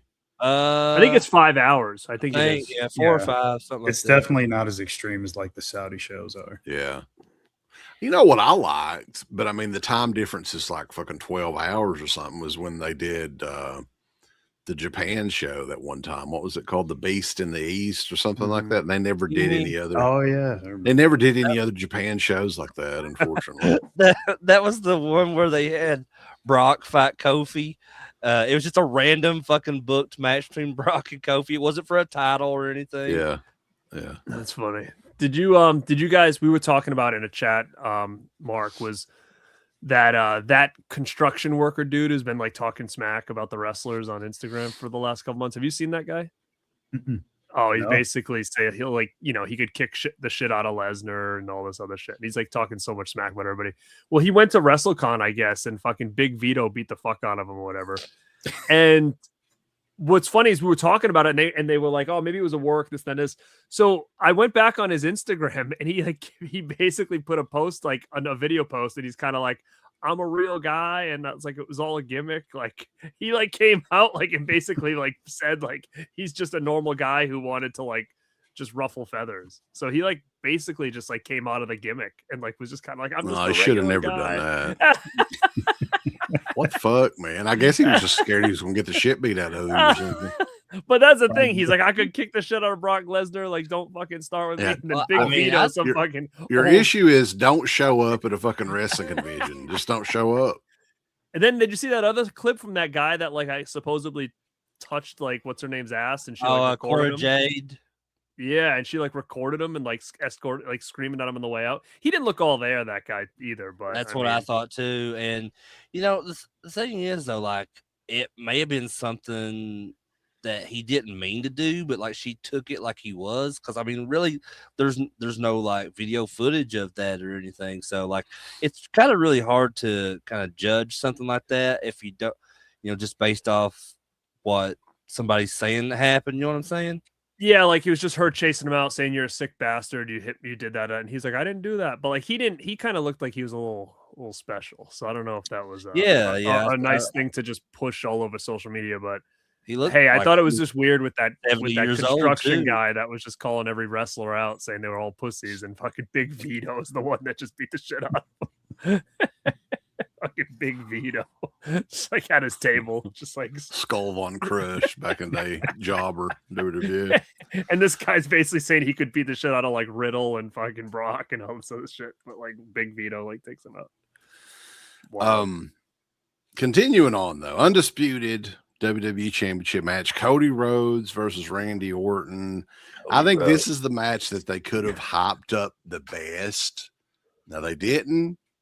They fucked it up. We all know he's talking about the Pat McAfee thing kind of thrown in there. Jelly roll, baby. Jelly roll. And we knew the match was going to be good. I thought the match was pretty good. Those guys did work well together and everything. Randy Orton's great in the ring. Cody Rhodes, I'll give him credit, even though I don't like his pocket watch and his big, ugly fucking tattoo. Don't like his face. Don't like his hair. Don't like his lisp. His lips don't work like his daddy's does, baby. Let me tell you something. It doesn't work as good. He's no Dusty. He ain't no American Dream, but had a great match and everything. Weird finish. Oh, before we get into the match, though, Alicia Taylor, the fucking ring announcer, she annoys the fuck out of me. I fucking can't stand her. Why? Because of her stupid hair. Stupid fucking hair. She's got her fucking genital warts and shit all over her eyes. Yeah. Warts. What I the mean, fuck? she's not my favorite either, to be honest with you, but not for those reasons. I just think there's nothing. She's just annoying. She's no Man, good. if she had a pocket watch, she'd be fucked, right? Yeah, who fucking carries a pocket watch? It's 2026, man. But Pat McAfee kind of got involved. Jelly Roll. Did Jelly Roll get involved in this? Briefly. He Very just like came briefly. out there and did the elbow on Pat through the table, and that was The it. Jelly Roll figure coming out, by the way. Two I of know. them. Fucking an elite and an LJN. I think I'm all set with that. But Jelly Roll, baby. It's basically like a one-man gang figure, but without the mohawk and shit. Do you think kids So are gonna be like it's choke like- slam? Like they got him. Like they So finally have him. essentially, it's an action figure of you, right? Well, without the mohawk. I ain't got no facial tattoos. You could just You scrape them could. off, and you can make like a West Fig. So, what did you guys think of this? Because everybody was thinking that Randy was going to win this match, but he Yeah. didn't. Cody won, and then Randy kind of attacked him and Punk kicked his eye, baby, made it look like a cunt. This Well, I mean, like obviously, you know, I'm a Cody fan, so You like I the would've- pocket watch? that's right. I think he's a Dapper Dan man. But I like Cody a lot, but I think everybody thought that Randy was winning this match. So it's very strange how it ended. I mean, like just like you, I really thought it was a great match. But like just the way it ended with, especially, I thought they were kind of like touch on that more on night 2, but when they didn't, I was like, okay, so I don't really know what the fuck they're doing now. But the only thing I could think of is like, because, Randy, Cody, they have that huge history, like almost 20 years or whatever. And it feels like, that was the plan from the get-go that they're going to extend this feud even longer. I thought that Randy would win tonight, but it would just kind of go on throughout the summer or whatever between him and Cody. But in a sense, it does kind of make sense since Randy lost this at Mania and they do continue the feud with him and Cody, that Randy would win his 15th world title at SummerSlam, where he won his first world title. But now, just with all the news of what happened to Cody after the match, that he might not even be around for a while, the WWE title is kind of up in the air at this point, I think. Yeah, I thought the match was good, but I just thought it was so poorly booked, even from the whole idea of like the way it started with like McAfee, because now it's coming out and saying that originally the idea was pitched to be Aleister Black was going to be the person on the phone, and that was going to lead to like him, being the voices in Randy's head and why. And in reality, that makes so much more sense, because now you have a wrestler that could get that extra push, and if the Randy thing doesn't work out, then you go to him as like the next big feud. Where now, and then TKO was like, nah, he's not enough people know him, so let's give it to McAfee. And it's like, then he comes out and Randy Orton just fucking turns on him. So everybody's like, oh yeah, he turned on the biggest heel in the company. And then Randy becomes the biggest heel in the company within seconds and kicks Cody after the match. It's like, well, what was the point of the turn on McAfee if he was just going to lose and fucking attack Cody afterwards anyways? It was weird. Like, there wasn't a plan, man. He could have It was easily like won the title and then kicked Cody and still left with the title. Like, nothing changed. Like, even if he did the boot afterwards, if he did it as the champion and he was a sore sport and he did it, kick Cody anyways, then Cody chased the title for the next couple months.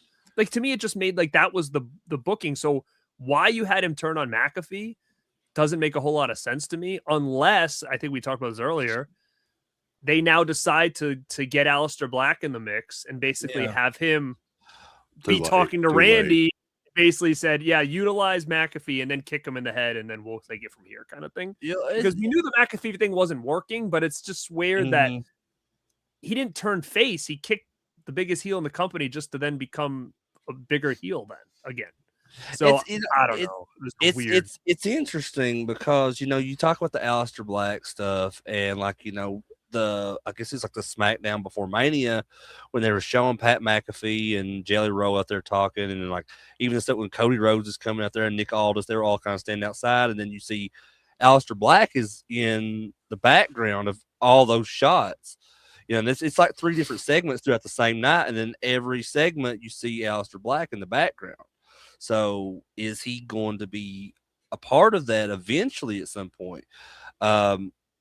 I don't know, but like the McAfee stuff, like I think it kind of like became common knowledge amongst everyone after seeing the backlash from when he first appeared and teamed up with Randy and stuff. Nobody really liked it, so I think that whatever their plan was before kind of got thrown out the window, and they did what they did at Mania. By just kind of taking him out of the picture. And then, later he comes back in the match as the referee.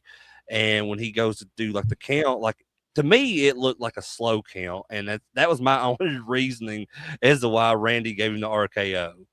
Why would he come in slow count? What would be the reason for that? See, I my reasoning before was that I thought there was going to be more to that because of just the stuff that he came in saying about CM Punk, because Punk talked shit about him first, to be fair.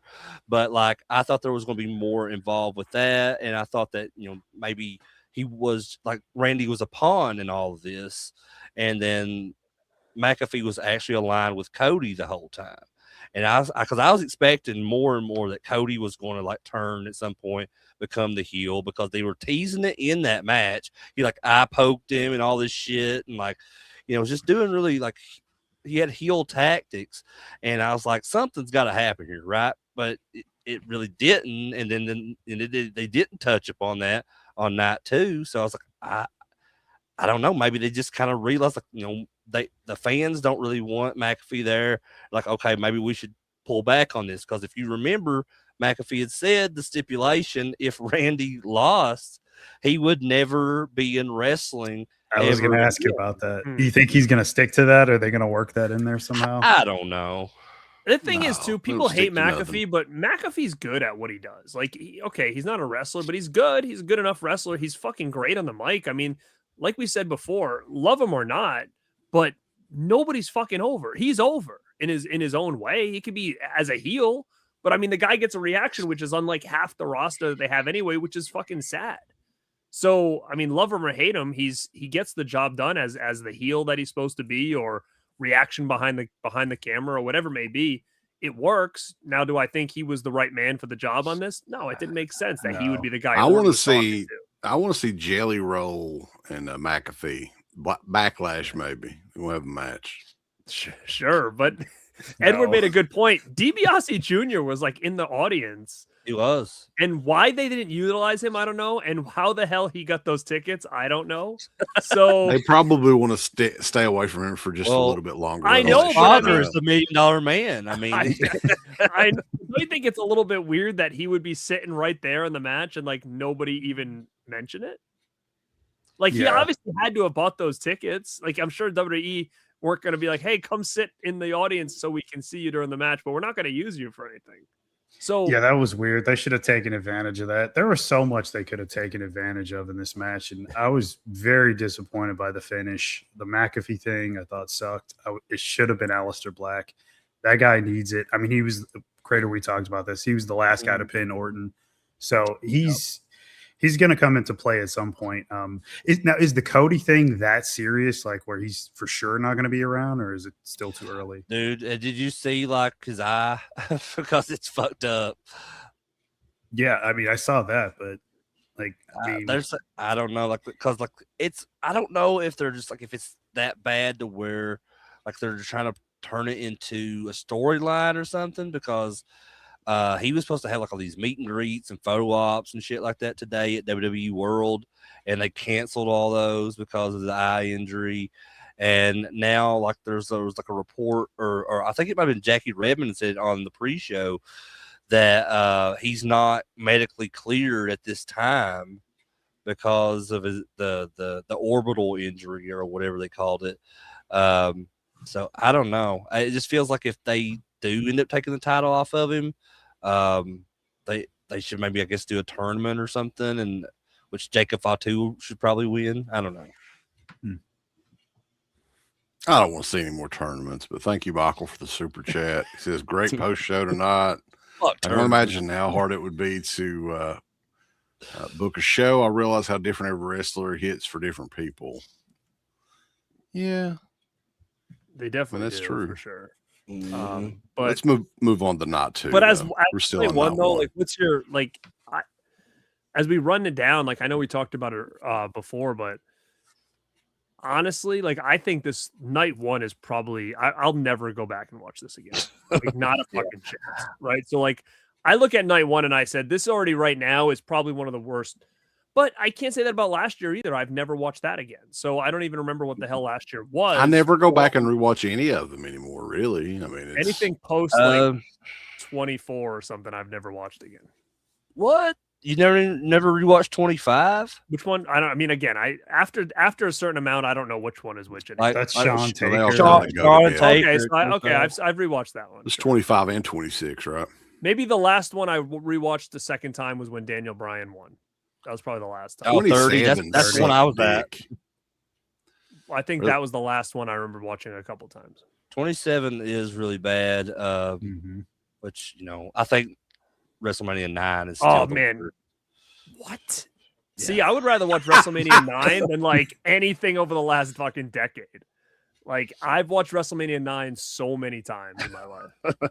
I've I watched watched WrestleMania. WrestleMania 11 a lot of times. WrestleMania 5 is a big one for me. I watched it a lot. That was awesome. Mm, Yeah. but 7. it's just again, I think it just could be nostalgia glasses or what, or it's just anything I think back then, 1 through 14 or 15 are like ones that I go back and watch always. Yeah. I think I watched 10 and 14 the most out of all of them. So moving on to night 2. Another kickoff with John Cena, blah, blah, blah, blah, blah. Who gives a shit? Welcome to WrestleMania again. Here we go. Obafemi and Brock Lesnar. Oh, yeah. And this is everything that I thought this match should have been. 5 minutes or less. Oba looks strong. A lot of people didn't predict the Brock retirement thing. I don't know if that was, that No, shocked definitely me for not. sure. but I thought that this match was great. It worked perfect with those guys. They did everything they needed to do. And Oba, man, he's a main event guy. 100%. I think the right man went over. I didn't realize Brock was going to do that, but I think they both came in and gave it 100%. And I thought for two big guys that are athletic, this was a solid match. It was a good timing that didn't need to be much longer than this. And I feel like they made the right choice. I was nervous after last night that the booking was going to be fucking weird. And I was like, they have a chance to change it tonight. And I'll be honest, on most of these matches, like I thought that the right person won tonight on night 2. Yeah, I'm the same way. I thought that I was scared for a moment there that I thought they were going to have Brock go over just because of the ESPN, like free on ESPN for the first hour thing, and where ESPN is just super high on Brock. I thought, oh God, don't do this. But like when they actually went through with it, put Oba over, I was like, hell yeah, that's what they need to do. And then what stood out to me was like after Oba won the match and he's not kind of going up the ramp and he does his pose or whatever, Michael Cole says, Obafemi, the next big thing. So I was like, oh, so they're going to go like all in with him. And then I don't know if anybody else in the chat watched the post show, but Obafemi calls out Roman Reigns on the post show tonight. So that's interesting. It feels like going forward, because I wasn't happy with the result in the main event tonight. But like now that I know that Oba is going to probably be more involved with that, I think that works. He But needs to challenge Roman on Raw for the title. Yeah, but what do you guys think though? What's the best decision here? Do you put him right to the top already, or do you let Roman beat him? Like I feel like is this too soon to he goes over right now. Just do it send now. it to the moon now. You think you think it's right now? Yes. Mm-hmm. See, like I mean, hey, maybe I'm all for giving people chances. I just don't know if it's gonna be one of those things that's too fast too soon. Because I mean, this is fast. Like this is very fast, faster than I think anybody really to get shot to that. Well, it definitely is. But I look at how over he is. Look at how he's connected. Like, and he's young too. They need young guys. And it's organic, and they need somebody like this right now. So just do it while you have it. Strike while the iron's hot, man. You got to go with it. I 100% agree with what Mark's saying, and I think like you're right. It is really fast. If you're just looking at the main roster, but if you look at back then when Brock first came to the company, like he just all they had was the main roster, and it was really quick for him to kind of rise to the top too. But like. They didn't have NXT back then, and for I guess the past couple of years or whatever, Oba's been in NXT, and like he just kind of dominated over there. So I guess that's when he first came, because when he first came into the main roster, like they knew who he was because of NXT, and they knew that he was already over with the fans. He was already getting those pops from the fans. So I think it's time. I think if they're going to do this, do it now. Or it's never, man. I think. Did you watch the pre-show when they were really hyping this matchup and they were talking about Oba's life and all that stuff? And he's like, They were like, he used to collect bootleg DVDs. Did you hear? Did they really? I didn't see that. I was like, yeah. I was like, he's like a DVD collector. So Fuck he used yeah. to collect bootleg He's- DVDs. They said. See, there you go. He's a physical media supporter. That's there. I That's wanted to all. Look, God, record it it is and like make bootlegs. like I wanted to make like a video about it and record it because I was like laughing to myself when they said it. Next I'll find matchup, though, Intercontinental Championship 6-way ladder match. Penta versus Rey Mysterio versus Javon Evans versus Dragon Lee versus JD McDonough versus Rusev. Now, Bro, why was this match on? Listen, I I gotta don't know, rant it's on this fucking fucking cool, match though. right now. I gotta rant on this. Dude. Fucking wrestling 101. This is wrestling 101. When I was wrestling, this was like one of the first things you learn. And these guys are fucking pros.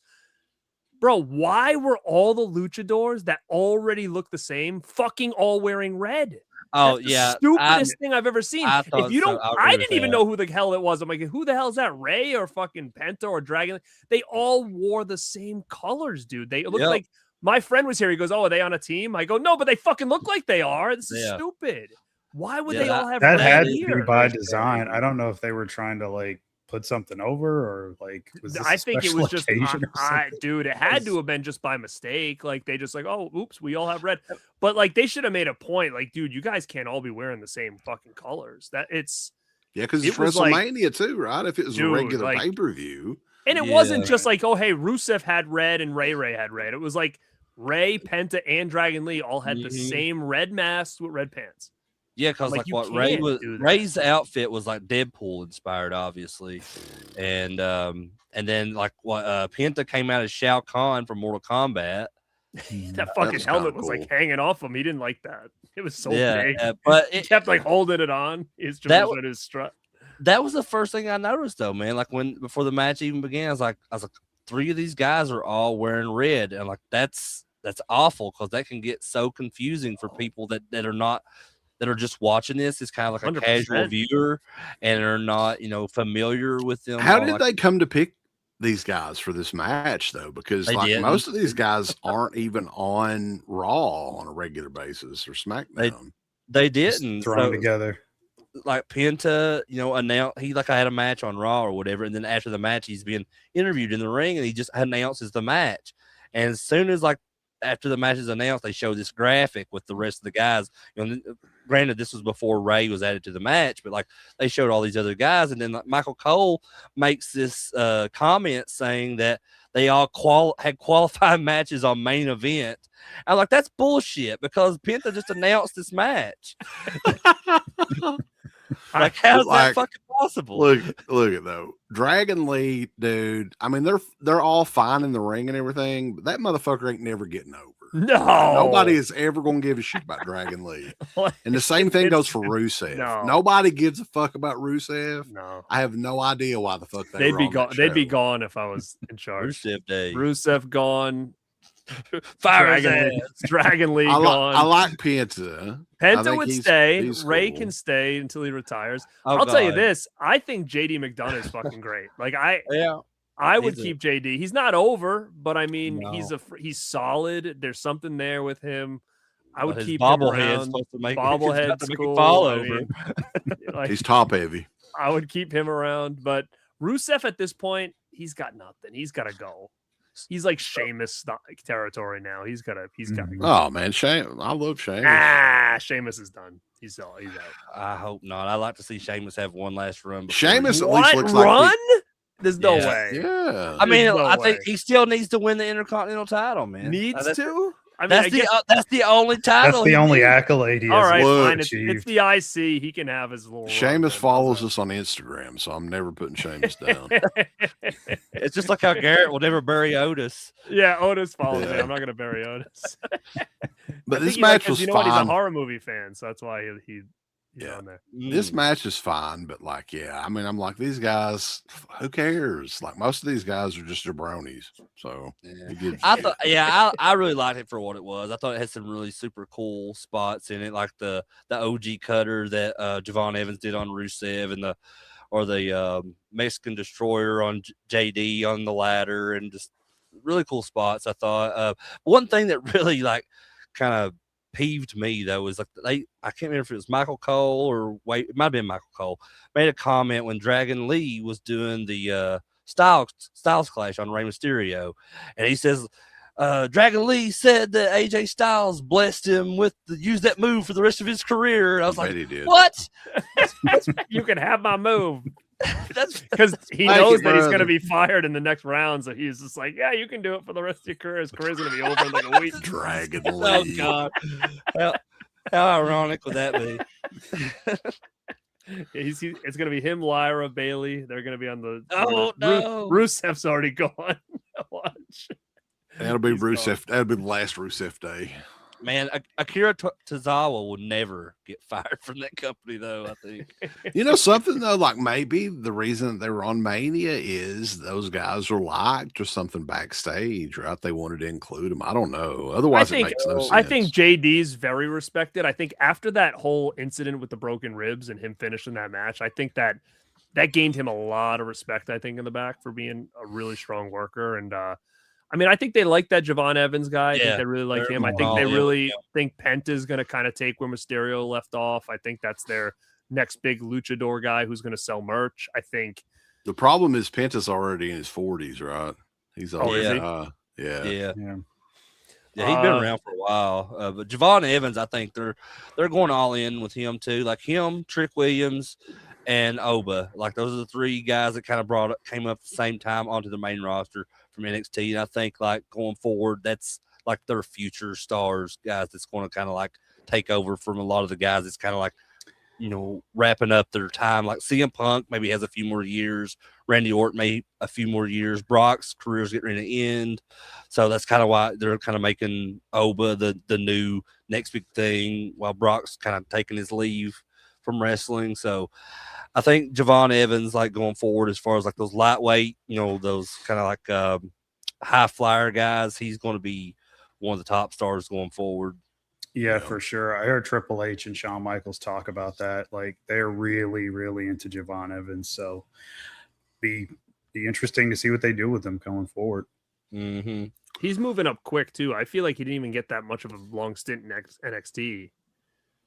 Like he kind of was there and then he was already up, I felt like. But I mean, I haven't watched NXT too closely to know, but I feel like I'd say about close to 2 years he was there before they moved him up to the main roster.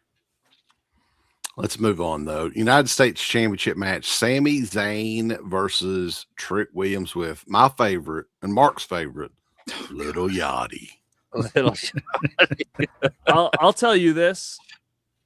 Out of everybody that they've brought around recently, I think Trick Williams is fucking awesome. Like, I think he's got everything that they're looking for in a star. That dude is going to be huge. I'm telling you. I mean, if I said tonight, I said if Sami Zayn wins, this is fucking bullshit. Sami Zayn would be another one gone within seconds if I was in charge. Garrett's He'd always be the first one on the list, dude. He's out. He sucks, dude. He looks like hell. He's fucking terrible. Like he's a decent worker. He once was, and he probably still is okay. But like, he brings nothing to the table, dude. At this point, what was up with Trick Williams' robe and his entrance though? It's like a CVS receipt or something. He's fucking great though. Big roll of toilet paper. Metal Slinger said something interesting. Like, it did seem like it was like a double turn. Like, at this point, the only saving thing I think you can do with Sami Zayn is almost make him like the Brett when Brett started to turn heel. Like, where he was like, you know, everybody's against me. Like that whiny, like where Brett was switching, where it was like he was still in his head a baby face, but everybody else was booing him because he was. That's what they've been. That's what they've been doing with him on SmackDown. That's the only thing I think that'll make Sammy work is if he can kind of take that same kind of gimmick where everybody hates him, but he looks at himself as a babyface. Maybe he should like start a heel stable with all these other Canadians in the company, and they could do like a "fuck USA" story again, like maybe our foundation did. Tail said we could make him El Generico. He can go to AAA and just hang out there. There you go. I could see him do that. Yeah, just have him do that for a while. But Trick Williams is fucking. He's gonna be a future. He's got the he's it guy, factor for sure. Oh, yeah. 100%. Good on the mic already. Great character. Good charisma. Mhm. Good worker. Great Great shape. look. I mean, he's Yeah. got Mhm. everything. And which is funny because I remember when they started to turn him on Carmelo at the beginning, I was like, I don't know what they see in Trick. I feel like Carmelo's the guy. Like when they were in NXT, like they were like a friend, they were like a team, remember? And then they started to turn on each other. Yeah, And I Carmelo thought for was sure, awesome. I was like, they were trying to push Trick over Carmelo. I feel like Carmelo's the bigger star, but I was wrong. I mean, Trick's way bigger of a star. Well, it's funny because like that story that you just alluded to, like between Carmelo and Trick and NXT, like Carmelo at the time was the bigger star. And that's why they ultimately chose him to go to the main roster before Trick. But once Carmelo went to the main roster and Trick was on his own, Trick became bigger than he ever was, like in NXT at that point. He has the catchphrase they like to use. You know, like there's a well, lot that they Again, connect Booker with. T is to thank for a lot of that, Yeah. I feel. And that's why, I think Booker T was like a mentor for Trick, because that's why Trick uses the bookend as one of his moves. And Booker T, I think, said on his podcast not long ago that if he does come back for one more match as a retirement match, he wants it to be against Trick Williams. Well, was Booker the one who's? I can picture Booker in like NXT, like whoop that Trick. Did he's the one first one to say that? Man, like, well, I don't know if he's the first one, but like when he would come out and they were doing like the whoop that Trick chant in the crowd, like Booker would always kind of ad lib these extra, like, all right, yeah, let's go, man, and stuff like that, between each whoop that Trick and his entrance. And I was like, man, that really helped Trick. It did kind of work, yeah. That character, and so I feel like that's what kind of pushed him even more, like, all right, this guy is super over, Booker loves him, let's get him to the main roster. And that's what I was worried about when he came to the main roster, that it wouldn't be the kind of same effect. But it doesn't feel really any different, at this point yet from what it did when he was in NXT. So I'm happy to see it, and I'm excited to see what happens with him going forward. And that was all organic.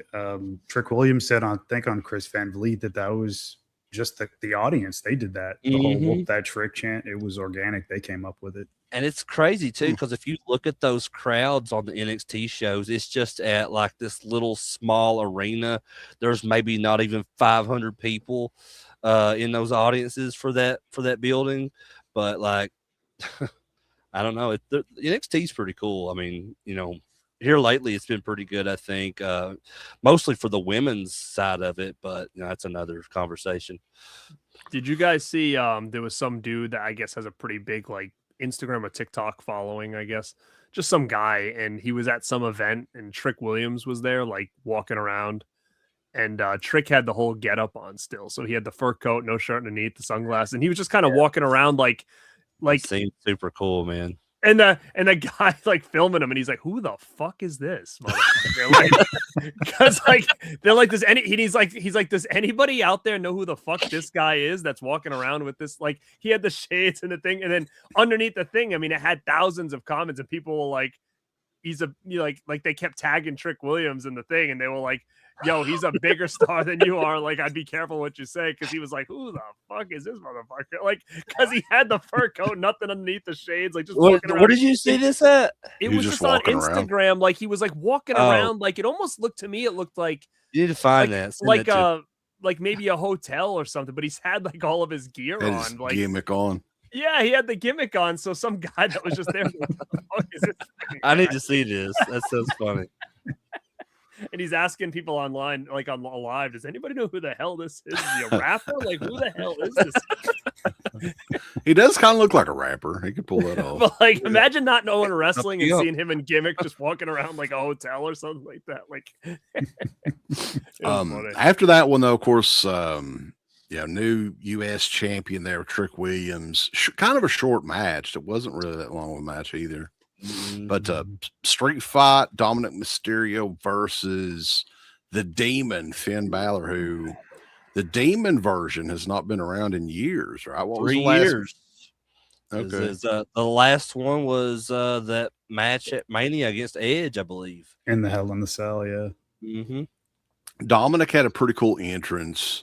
They had like this big I don't know what they call it that they were carrying him out in Throne or or whatever. Throne. It's Yeah. like when those D'Lo Brown and those other guys were carrying Jerry the King Lawler. Yeah. But like a bigger version of that or something. But then It's he almost just been like he jumped off and they'd like catch him. I was like, oof, he got lucky on that one. They didn't drop. yeah, his because ass. like they had like a bunch of guys in luchador masks, and I don't know, they may have been AAA wrestlers or whatever.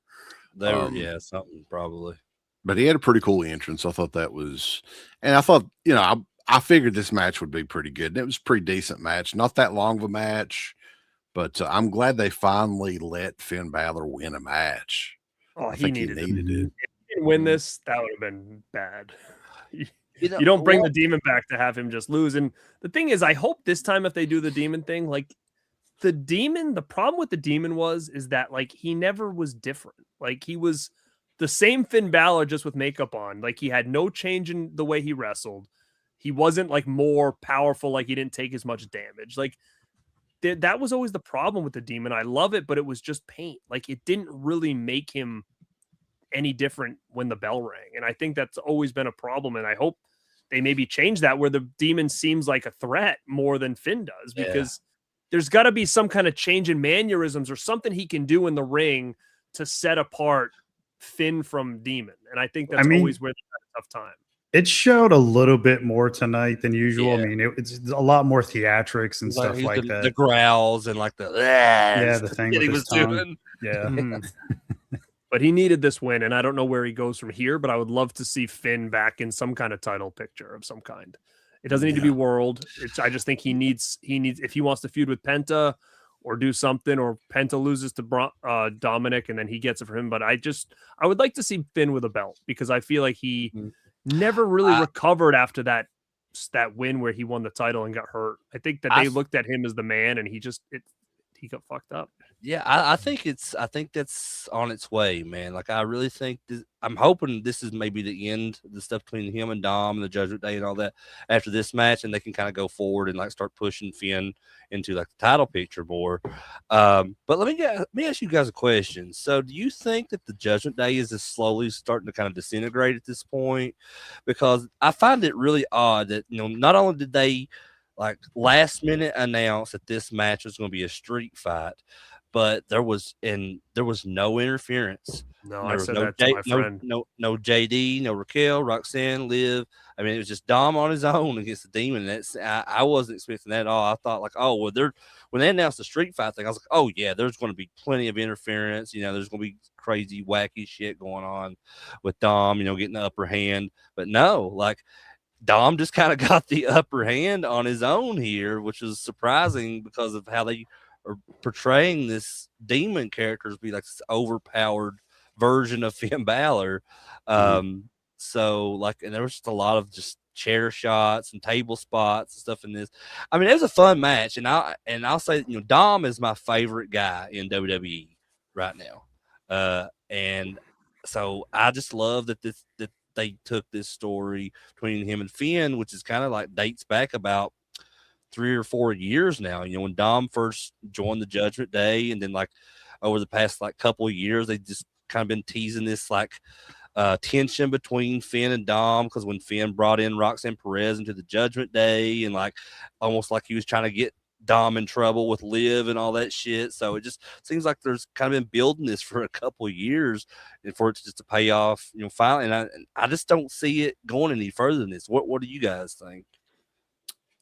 I would like it to be done, I guess, but I think you're right though. I said to my friend, like, it's weird that there's no other Judgment Day people involved here, especially because that was kind of where the feud started, was that the Judgment Day was kind of, this is the breakup basically, and that they're not coming out to help Dom at all. Like, it's weird that there was no Liv coming out with Dom on that throne. Like, it was strange to me that everybody else was MIA. Like, Roxanne, was she around on the Liv match? I don't remember. Yeah.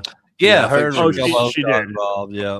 But yeah, it was strange that they didn't have any of them around. But I don't know. I don't know what happens from here. I feel like you're not going to break Raquel and Liv up right now, but I also don't think you're going to break up her and Dom either. So I don't know what this ends up being. Just with JD, like I don't know what they're going to do with the Judgment Day at this point. It does say on here that this was Balor's first televised win since September.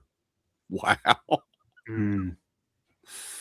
Did They you guys, signed him to a big contract so he wouldn't leave. So I'm hoping they actually do something with the guy. did you guys notice that they added and I think Crater and I were talking about this. Adam Weitzman was the guy's name that joined the commentary. It was the weirdest fucking thing. And he didn't say one fucking thing. Nope. Did he? No, What the hell? I didn't even notice him. I don't know. Like they showed him, he was like, and then whatever, like, and then you could, and then during the match, Joining like, commentary for the match. and he's just like going, and he's just He didn't watching, say not saying shit. a damn word. I'm It like, was- what was the point of that? Yeah. I don't know. Yeah, I man. didn't I don't know who that was. But yeah, they showed him on there and he waved or whatever and didn't say shit. But yeah, for the women's championship match, the Jade Cargill versus Rhea Ripley. Mhm. This was brutal, man. Like I thought that and here's the thing, and I know on Crater's show, I think I watched all the show eventually. But like Crater, you said that Jade is green. I don't even know if green is the description at this point because she has been training for years and years and years and has just never gotten any better. I just don't think it's in her to be a better wrestler than what she is currently. I think it's That's what I was thinking. When I say that she's green, like what I mean by that is just, of course, like she just kind of stayed in the same position as like any kind of rookie coming into wrestling. It's just like she gets all this training, had enough exposure, but it just feels like she hasn't I evolved get it. at all. I get it because look at her. I mean, she looks like a fucking star. Mm-hmm. She like her she's got the charisma and everything, but it's just in the ring. Like, I don't know. I would have maybe brought her in as like a bodyguard for a while and then not have her wrestle. Yeah. Because like I don't think that she's going to improve any more than what she is right now. I will say this though. I'll give her credit on this. I think this was the best match she's had since she's. I was just going to say WWE. that. I was just going to say that. I think that Rhea helped carry this pretty damn well, and I feel like, as far as I remember, there was no botches, which was good to see on a big stage like this. You could tell Rhea was like saying, like, she was leaning in, hit me now. Like, you could tell that there was like a lot of her guiding her Jade what to do. But I feel like for what it was, they had a good match. I thought the match was fine. I think for two girls that are like, with Jade and the two bigger girls, like, they did great. And I'm happy. I'm happy to see Rhea with a belt again, because it's not the same Rhea as it was a couple of years ago. I mean, she looks so different now. She's not that, like, for a while she looked like almost like China, where now she's so small now that I feel like, I don't know, like, she doesn't have that same. Jade looked more intimidating than Rhea did tonight, like, as far as power and how jacked she was. So I mean, I think that it's time. Rhea's still a star, and she's my favorite out of everybody in the whole company, but I think it's time, and she's needed to have this belt again, where for a while she didn't need it. Like, she was bigger than the title, and I feel like now it's like she needs it again.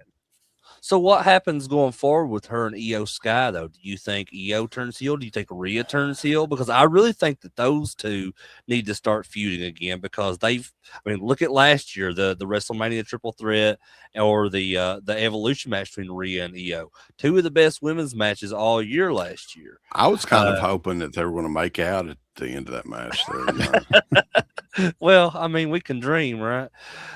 I mean, I don't know, but I don't see Io as a heel. I don't either, really. Like, they tried it with the whole damage control thing. It didn't really work to me. I mean, I love Io. I mean, I think she's one of the best women wrestlers in WWE. But, like, as a heel character, it didn't really work. I think it much better, like she does. She has the kind of, like, just that personality that fits a typical baby face. And if they do kind of like put her and Rhea in a feud again, I think Rhea needs to be the one that turns heel, and they can kind of use that with like the Asuka stuff too. It's like Asuka telling Io, like, I told you so, and all that shit.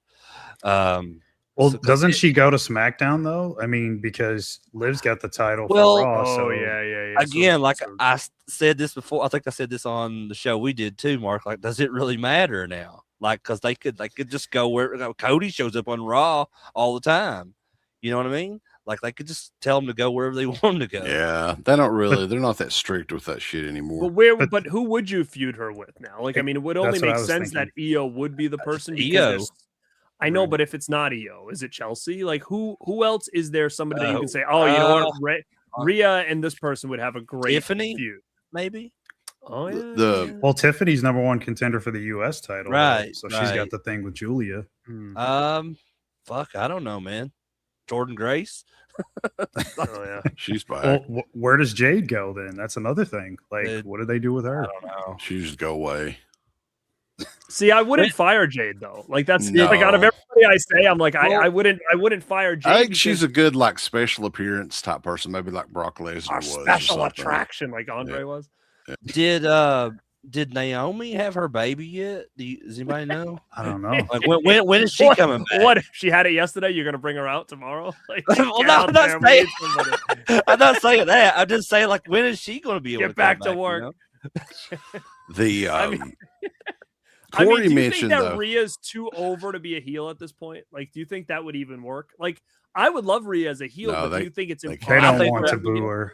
They don't Well, want to boo that's her. the thing. I think. Look at Orton's a fucking heel, and Not really. They've done nothing but cheer him the past few weeks. Yeah. So I mean, I don't think it really matters at this point. It's just it kind of blurred the lines so much. What's Rhea gonna do? Is she gonna feud with Mitchin for a fucking 2 months? Oh God, she's gone too. The fucking B-Fab girl. Jesus Christ. Yeah, Why is B-Fab she would- still there? B-Fab would be Yeah, gone. that B-Fab would be gone. Fucking MFTs send their asses packing. for Adam sure. Wattsman, though, because I looked this up because Corey mentioned up there that he paid to sit with them. So that makes sense because I looked him up. He is What? he's an American entrepreneur and is the owner and CEO of Upstate Shredding, some big scrap metal processing company in New York. So he has no reason to fucking sit with them, right? He had to. So he paid them to just to sit with them, be like, That is the only thing that makes sense. He has there's no reason for him to sit with him at all. Like he's some rich fucking guy from New York. dumb as them motherfuckers paying to get their names on the ring paid- mat. Paid $10 million or something to sit there for that one match and not say a God. word. They just kill her. Yeah. Yokozuna? Who's the guy that they had on Raw that time that was just doing the dumb jokes? Oh Who? yeah, Like, were they on Raw Rob, Rob Bartlett or something? Rob Bartlett. Yeah, it was on like the first 2 episodes of okay. Raw. He was Yeah, just he wouldn't stop with the fucking jokes, and it got so ridiculous. How many Yeah, episodes was it? okay. Was it 2 episodes or he It was wasn't on like many of a them? couple. Yeah, I forgot about that shit till you guys mentioned that. Like that was When you go back and listen to some of the stuff he was saying, it was like, I'm surprised Vince didn't punch him in the face. It It was was so dude, like bad. it was like that. It was almost like exposing the business, it was like so right on TV. awkward. Like you know, like Vince couldn't wait to fire that dude's ass. It's so- John Cena in the Danhausen segment though. We gotta Oh talk wait, about that wait! because Do you remember when Rob Bartlett pretended he was Mike Tyson and called, and he wouldn't stop doing the voice? Oh, for fucking ever. jeez. I forgot about that. Tyson, I'm in jail. I'm watching Raw. He kept Oh, doing it for like fucking I 2 do matches. remember Just that. like, all Yeah, right, I bye, was gonna say Mike. it was I'm like like- during the matches he was doing it. I was like, what the fuck is And happening? Vince kept saying, "I'll talk to you later, Mike. I'm not gonna stay on the phone." It's like, shut the whatever happened to Rob Bartlett. I'm telling you, if you guys haven't seen that, go. We'll try to find Oh, it. Rob I watched Bartlett, it not Mike not Tyson. long ago. Now that you mean, like, because I was trying to watch some of those old Raws. You on, could tell with them on Vince was Netflix. getting so pissed. Oh, it's rough. Get out of here. It was funny. They announced the John Cena Danhausen thing. Cena announced attendance again. Combined attendance 106,000, whatever. And the Miz and Kit Wilson kind of interrupt him, and that leads to Danhausen coming down there with a bunch of. They said it. They called them midgets. Michael was Cole said it. dying. So I'm not- it's, I fuck was out. dying. it's I'm okay to marked say out. it again, guys. Yeah. Call the Midget midgets. Mania's running wild, brother. And dude, like, They're like, did you just say midgets? They're midgets. That's what we can call them that again. That's I what think they're he said. called. They're midgets. I shit you Barrett. not, though. This was the funnest segment of the entire agree. fucking I weekend. loved it. He punched him in the dick. Yeah, I died. Like, I was like, oh my God, this is great. It's Well, like it's something funny, that I would book. He calls that one. He called him Davis, and I was like, "So is that?" I'm like, "Is this supposed to be the Davises in all of Danhausen's like YouTube videos? Is a midget the whole time?"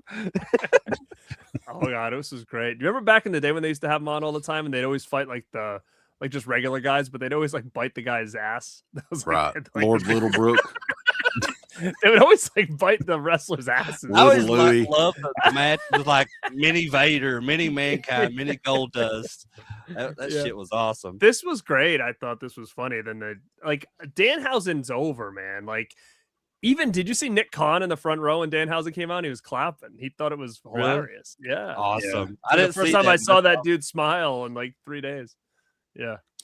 Yeah, I also agree. This is a super fun segment, and I'm a big fan of Danhausen. I love Right. And he like that- tried to hide after the big puff of smoke or whatever. And run Yeah. into the Yeah. ring, like, because my This is some nephew was good like, my nephew was like, did you see that? I think they messed up because he went and hit under the ring. I'm like, no. I said, what are you talking about? He disappeared. You didn't see that?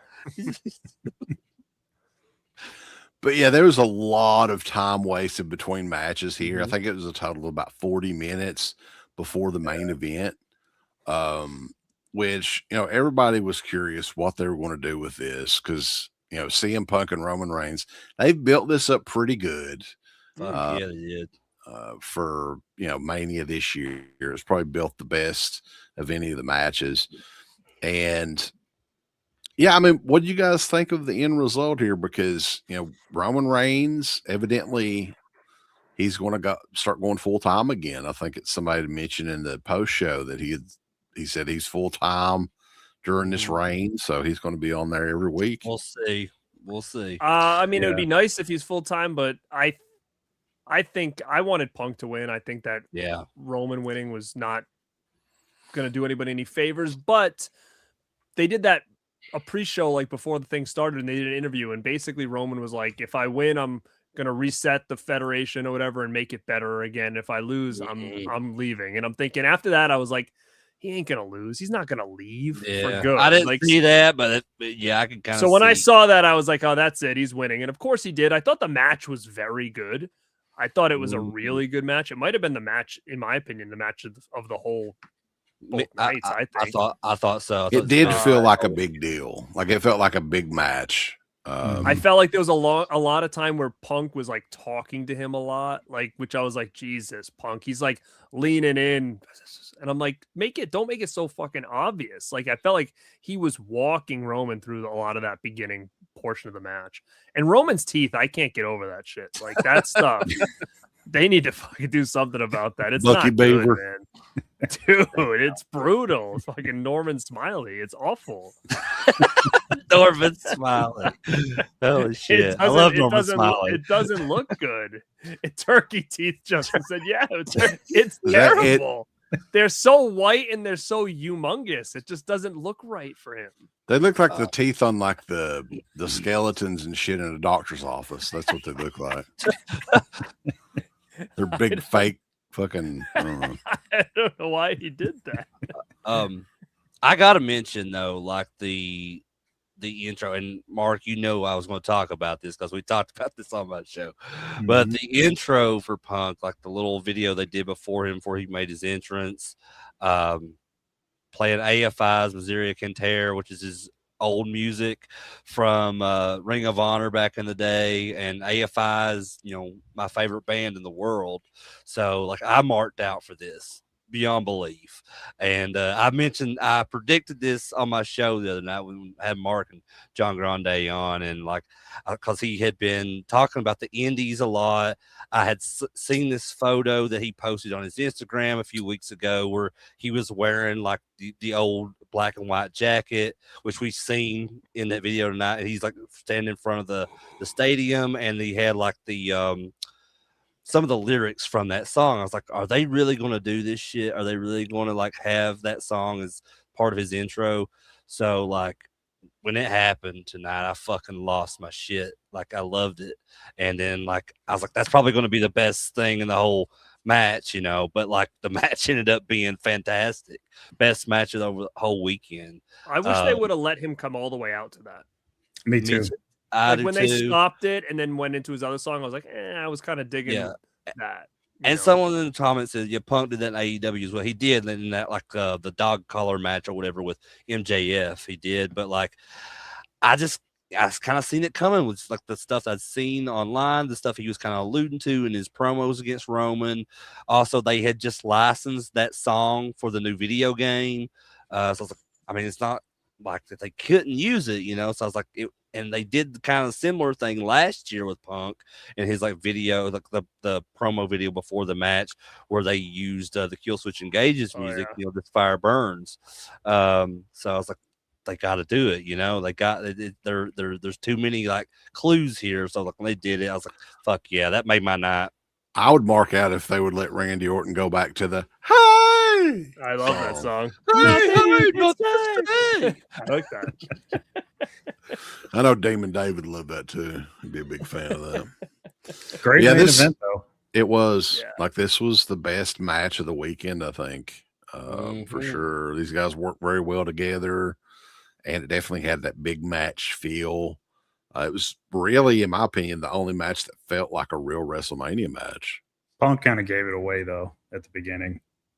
Like I knew he was gonna lose when he held up the title and he like kissed it, and then he did like he did one of those, and I was like, oh shit, okay.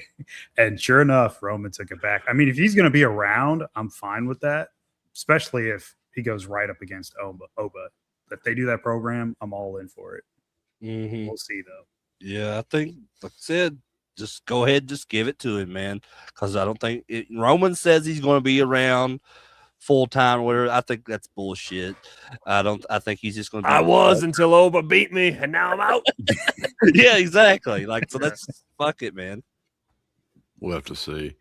But yeah, guys, this show has run extremely long tonight. It's a work night, so we're not going to be on here much longer. But Garrett, what do you got coming up on the Born to Be Rad channel? You guys can check me out at Born to Be Rad on Instagram and on YouTube and Facebook. What do I got going on? I actually did a couple of videos recently just kind of talking about some memories when it comes to some horror movies and things that traumatized me as a kid that I kind of saw growing up and then did not know what it was, what the movie was, what the plot was. And I found a couple of these movies years later, and it kind of closed the case on that. So I tell that story. I actually have one video where I show some old home video footage of some of those movies, and you actually get to see the uncle that I always talk about as the guy who got me into horror. I actually show a clip of him from the 80s in an old home video where I talk about this story. And I do a couple of those videos. Then my next video I'm going to be popping probably on Tuesday, and it's going to be reading a lot of comments that people wrote on those videos. So if you want to check those out, definitely chime in the comment section because I'll be reading some of those in my next video. So definitely go check it out. Cool. What about you, Mark? What are you editing right now? Actually, the next thing I might be doing is some stuff with Rambo. We got 2 paid requests for fan commentaries. I'm not sure which one we're going to do first. I'm going to have to check back with him on that, but that'll be my next thing that I put up. Purple People Eater. That's coming to 4K, I heard. I can't wait. Man, I like to have that too, honestly. Yeah. Oh, shit. Crater Mania on YouTube also. What do you got coming up? Yeah. So right now I'm still just kind of focusing on my how I got into wrestling series that I'm doing. Got a few people lined up right now. I just got to get them scheduled. So I don't have anything coming up this week per se, but I am also trying to branch out and work on some other stuff as well, just so I don't have to just like have all wrestling videos, because I know like people love wrestling and I appreciate people that do follow me because of the wrestling stuff, but I also want to do other things too.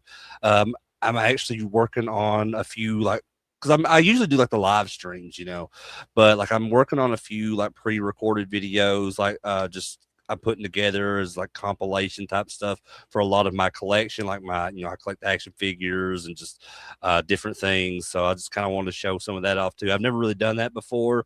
I've never been really big on like showing stuff off that, on video, like that I collect, but like I'm more open to it now. So I'll be working on stuff like that. And I don't know. You never know with Crater Mania.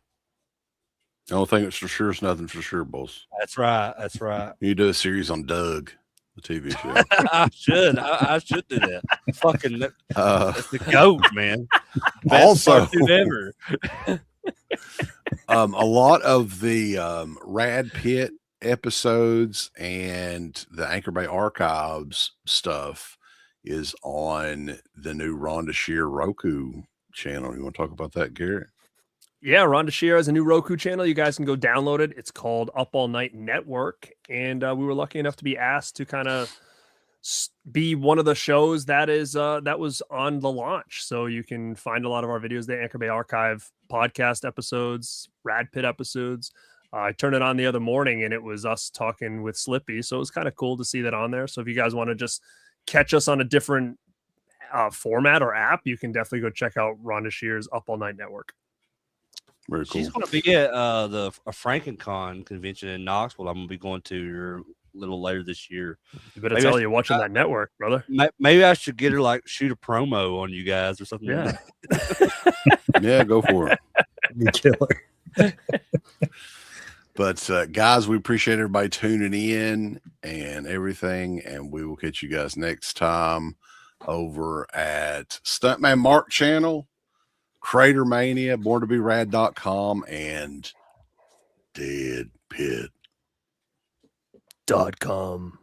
A big thanks goes out to our supporters over at Dead Pit on Patreon.com. You can get hours upon hours of great content, right, Uncle Bill? There's so many hours of content. We've got reviews. We've got songs. We've got live streams. We've got exclusive streams. We've got non-exclusive streams. We've got streams with all kinds of celebrities and all kinds of different old shows from the past podcast, the initial incarnation of the show. All of that can be yours. Dead Pit on Patreon.com. Show us a little bit of love. Give us some money because we definitely deserve it. That Patreon page is so killer that you'll rub your bird to it on a nightly basis. It's that good. You won't be able to contain yourself. You'll have to jerk your bird out and go crazy.